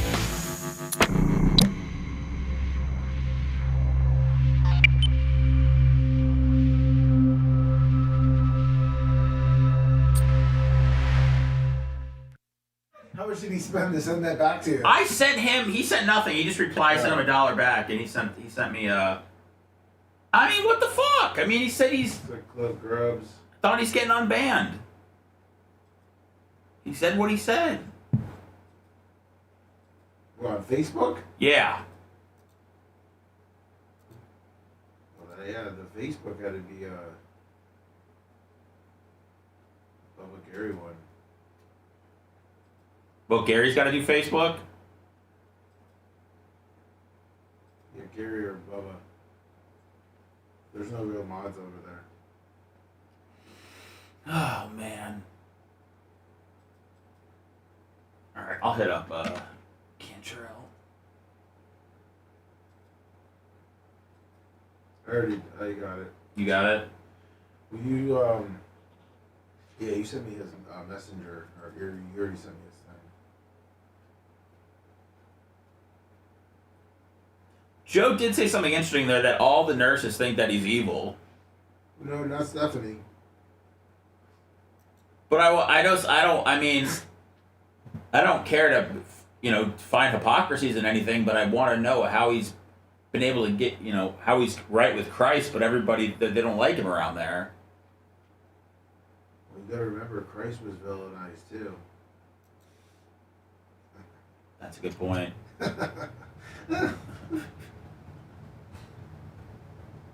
My guess is confirmed. Oh, perfect. Okay.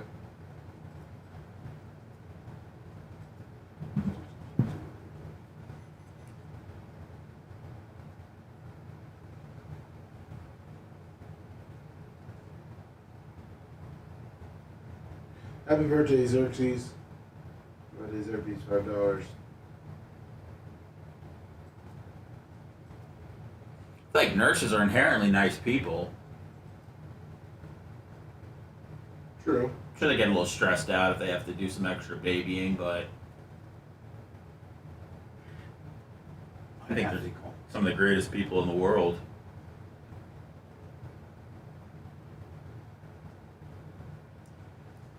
You're right, Berto. You got it's all about your actions.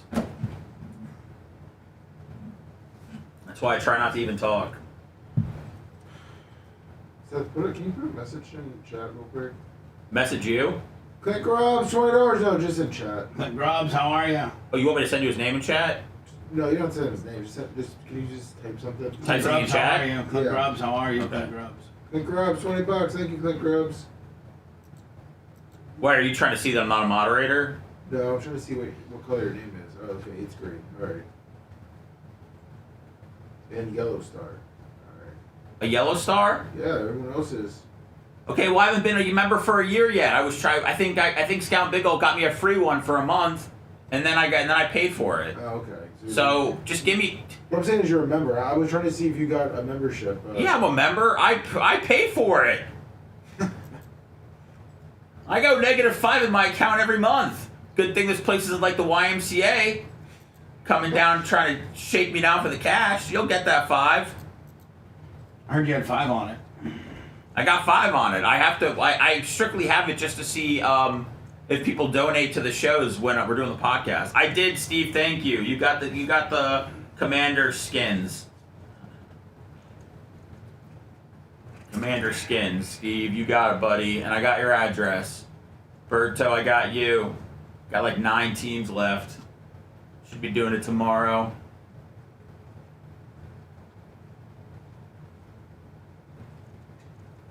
What's up, group? Yeah, let's see. Hold on. Our fantasy league. Liz was number 1. She has a bye. And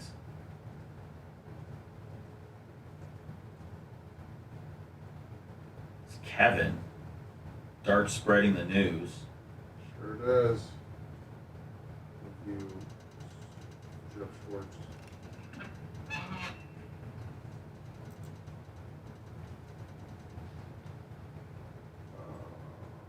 I did, Berto. You're good. Everybody's good. You got the Saints, David? Oh yeah, I think I got your money. Yeah, last night, right?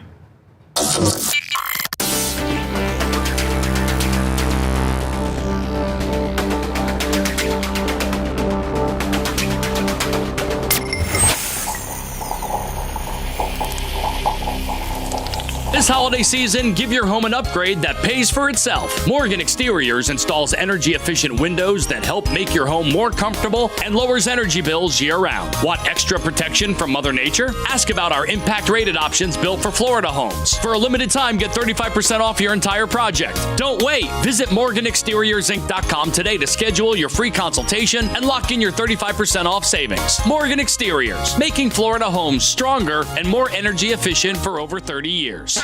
The Bubba the Love Sponge Show. Listener supported via PayPal, Venmo, Cash App, all at the Bubba Army. Now returns. Way hot. So sorry. I got 2 podcasts today. One at 10:15, Lummy, and one at 1. So I'm going to be very busy today. Gary Cantrell, doesn't he have? I think he's got the one dude that we did. Two dudes in the. 2 in the hopper? He's been working on it. There were some audio issues with one of them. Oh, okay. I think one of them, what's his name? He wrote me here. I forget what his name was. That we're still waiting to. I'm trying to see here. That was probably the Group of Lips guy. We had some audio issues with. Yeah. It was a Group of Lips guy. Yeah. Okay. I need to call in and apologize to Gary. Who, Gary Cantrell? Yeah, about the breathing stuff. How could you ever be mean to Gary Cantrell? He is the nicest guy. All he wants, he lives in Virginia, works remotely. All he's ever wanted for the longest time was to work for the show. He was a big fan, dating back, I think, to the Sirius XM days. He finally got a shot when, I think he'd started working when Rhett was still here. And then he became the official main man. And he just has done some unbelievable work. He's working with AI. He's doing. I mean, he has some very successful shorts and clips that have gotten millions of views. Like, Gary Cantrell. How do you speak an ill word toward? I can see where maybe you don't like Seth. Seth can rub you the wrong way. I could see where maybe you're a little scared of Macho Man because but 2 people, salt of the earth. Like, how could you ever be mad at Lummy, and how could you ever be mad at Gary Cantrell? I'm not mad. I can see where you could hate my. I'm the devil. You hate my guts. But what did you say bad about Gary? About his breathing and stuff. So he's a mouth. Bad. I mean, he's a mouth. No, I think Tuttle. I think Tuttle said last week that he thought Gary was close to having some sort of medical event. Yeah, Tuttle, you just like sometimes you just come hard in the paint, don't you? When realistically, I mean, I know there's been some people that have poked the bear with you. That was one of the nicer things he said last week, by the way, Bubba. Okay. Just so you know. We should have a segment on what Tuttle said. Because Tuttle, sometimes his eyes roll in the back of his head, and when he gets in defense mode, he just starts bringing it. Now, I can see, Tuttle, there's been a few incidents, like I can see where you can be upset with Lasker, and I can see where you can be upset with a few others that have poked at you, but I don't know that Gary Cantrell has ever spoken an ill word towards you. It's just ribs, making him feel like a part of the team. It's ribs. It's ribs when Tuttle's bringing the heat, but when somebody else brings the heat, it's, oh my God, I'm going to quit. No, wait. Hold on. Can we back up here? I have of course we can. Some of the most disgusting crap said to me, and I take it. By whom? I take it. By whom? And if you say the trolls, then I'm going to cut you off. No, I'm not saying the trolls. I'm talking about people like Lasker. Like, we all have those things, and for you to say that I'm not sober anymore, that's something that I take very seriously. Tuttle, that was one event that I was wrong. And Dr. Dan does it all the time. Hold on. No, he doesn't. I was one event that I was wrong and that I apologized for. And there hasn't been a word spoke about it since until you brought it up as a joke today. And then I went with it because you said you'd been drinking. And then that's why. And so I co-signed because I thought you were trying to be funny. I was trying to be funny. I hope that you don't take me co-signing with it as a slight because you brought it up. I'm figured when you said that, what do I know? Not today. Hold on. When you go, what do I know? I've been drinking. I'm like, oh my God, he is being so cool about something that upset him, and he's turning it around on him to make him, it was self-deprecating, and I thought it was brilliant. And so that's why I dropped, that's why I kind of dropped, yeah, Tuttle, we know you're still drinking.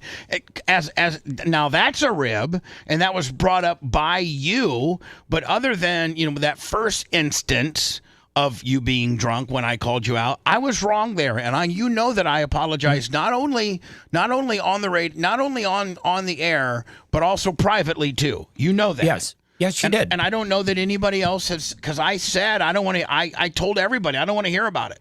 There are two people though that legitimately hate me. Gary Cantrell also said that he has zero issues with Tuttle, and he thought it was funny. And Tuttle, so here's the deal: you're going to tell the two people that in your opinion, that genuinely hate you. Yeah. And I'm going to tell you whether you're right or wrong. And I know, I genuinely know these two people and how they feel about you. Go ahead. I got sound effects for this stuff. Go ahead. Lasker, I don't think he hates me as much as Dr. Dan does. Dr. Dan legitimately, hates me. Neither one hates you. Neither one. You guys clash sometimes. First of all, here's the official ruling. As of 9:46 on Wednesday, December 3rd, if I got anybody in my staff that hates another one, you're gone. The person that's the hater and is causing problems and can't get along, because I've assembled, finally I got a staff that nobody is pulling against. Before, in other different talent scenarios, let's just be honest, Blitz hated Seth. Hated him. And when I had my pre-meetings with Blitz every, at 5:30, we had a 10-minute meeting. Anytime he could get and put me in a really uncomfortable situation, because I love Seth. I love Seth to death. I don't even know what I would do without Seth. I really care for Seth. I love Seth. I love him as a friend. I love him as a co-host. I would help him. I have helped him personally. Yeah, Chris. But okay, don't. Sorry, I don't want the building blown up. Okay? Sorry. Okay, hey, right, thanks. Good point. Thank you. I don't get picked off across the street. Yeah, he's cool. He's cool. Yeah, but and so when that would happen, it would really put a lot of pressure on me, and it would suck.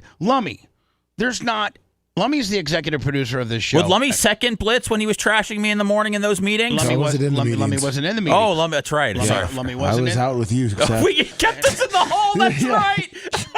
And you wouldn't let us come in. And so, really, after carving him out of my equation, and then subsequently his girlfriend to follow, nobody's got a problem with anybody. And in fact, I do want to make this announcement. Tuttle's going to be in on Friday, because I talked to Gene yesterday, and he is so upset over the tragedy of losing his dog. And it was an accident. And he's like, I just don't want to. Everybody's going to want to know exactly what happened, and it's just going to make me more sad. And I just need some time. I'm like, listen, take as much, because listen, I think every one of us have lost an animal, or had to put an animal down or something like that. But his was under unique circumstances, right? Yes, it was an accident that happened at the house, and he doesn't want to get into it, because the more he gets into it, the sadder he gets. But he will. I mean, the thing about Gene is that he posts all this stuff on Facebook, and he posted yesterday that he's getting a new dog. He called his dog guy in a couple weeks. They're going to have a new puppy, and he said his other two dogs are sad. They don't, their pack's not together. But I just feel like Gene, as much as it's going to suck, I think he'll have to talk about it. I don't think so. I think he's gonna always frame it as listen, it was an accident. And I don't want to get into the specifics of the accident. And listen, it's not, just because the show's very transparent doesn't mean that you have to know every aspect of our life. And if a person just chooses to describe losing their animal as an accident, then you don't press. He doesn't owe anybody an explanation. You know, it's not like the cops were called and it's a human being. It's a dog. And I'm not trying to underscore that it's only a dog. No, but he's just Gene's friends with pretty much everybody in the Bubba Army. So when they see that his dog died and he goes into I think there's just naturally questions there. Right. And he has informed me that he doesn't want to answer those questions because it makes him sadder and he doesn't want to get into it. I get it. And so I'm like, Gene, you don't owe anybody an explanation. It was an accident, and you don't want to get into it.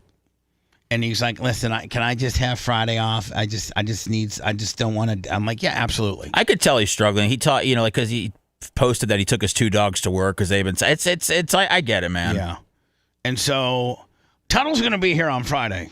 Yay! Yes. So Tuttle, you need to get out of your head.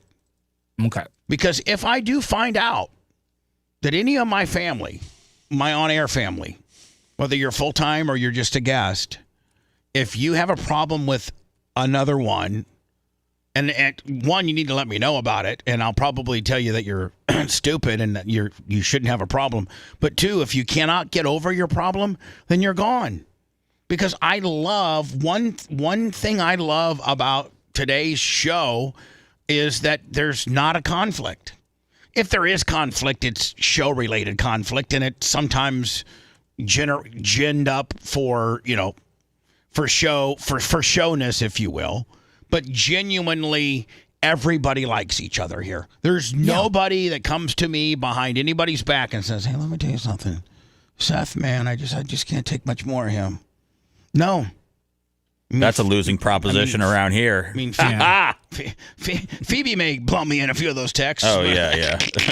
That makes sense. Elise. Oh, I got bad news. We're running late. I know. Want to listen to the show on demand and on the go? Enlist today at BubbaArmyHQ.com. Sign up and start listening. The Bubba the Love Sponge Show will be back after this.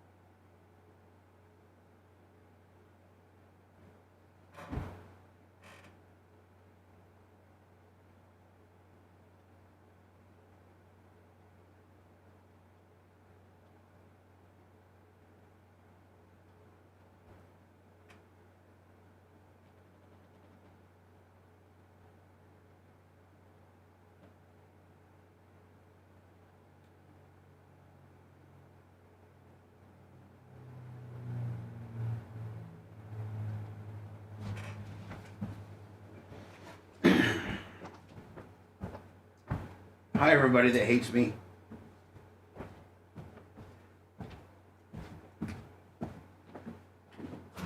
Hey, Lummy. Lummy.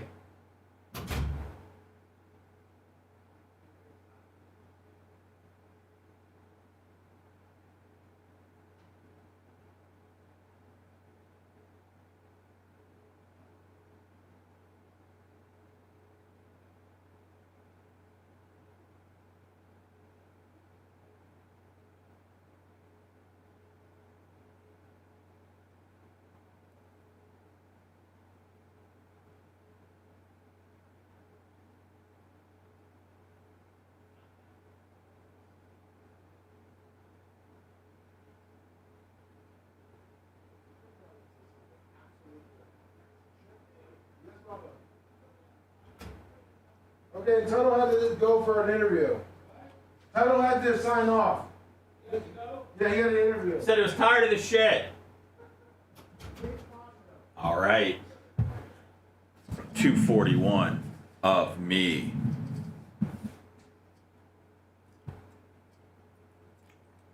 Tuttle's gone. He'll be back on Friday. Lummy's getting something off the printer. You got my print? This is my first guess. First guess. Power bank. Home burning. Power bank, home burning. That's right, Danny.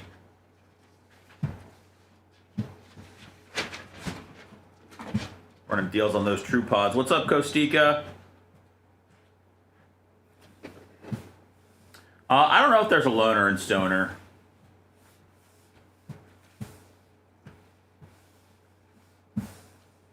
I don't know. Up to you, Greg. $25. I don't know what the. Oh yeah, did we open the box from Greg and Amy? We got the shirts for him. We'll do it tomorrow. We'll do it tomorrow. What's up, Greg?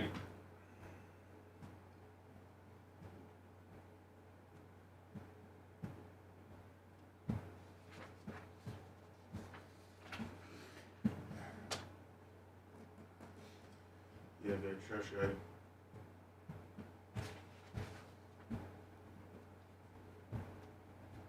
What's up, Ziggy?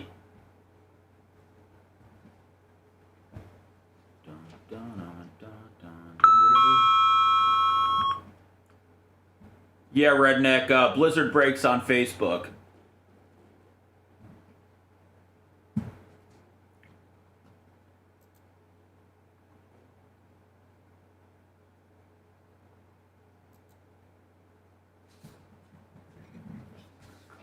You don't text message me, Seth. What's that? You don't text message me. Decap. What's he need? That's it. What, that fucking weirdo? Yeah. Is he still around? Clearly. He's like paralyzed in Iowa. What? He's like paralyzed in Iowa. Oh, jeez, that's a horrible. Decap? Yeah. Bent Rod Willie? Bent Rod Willie, yeah, he got in, I think, in a car accident. Dude, that's. He's like 30th.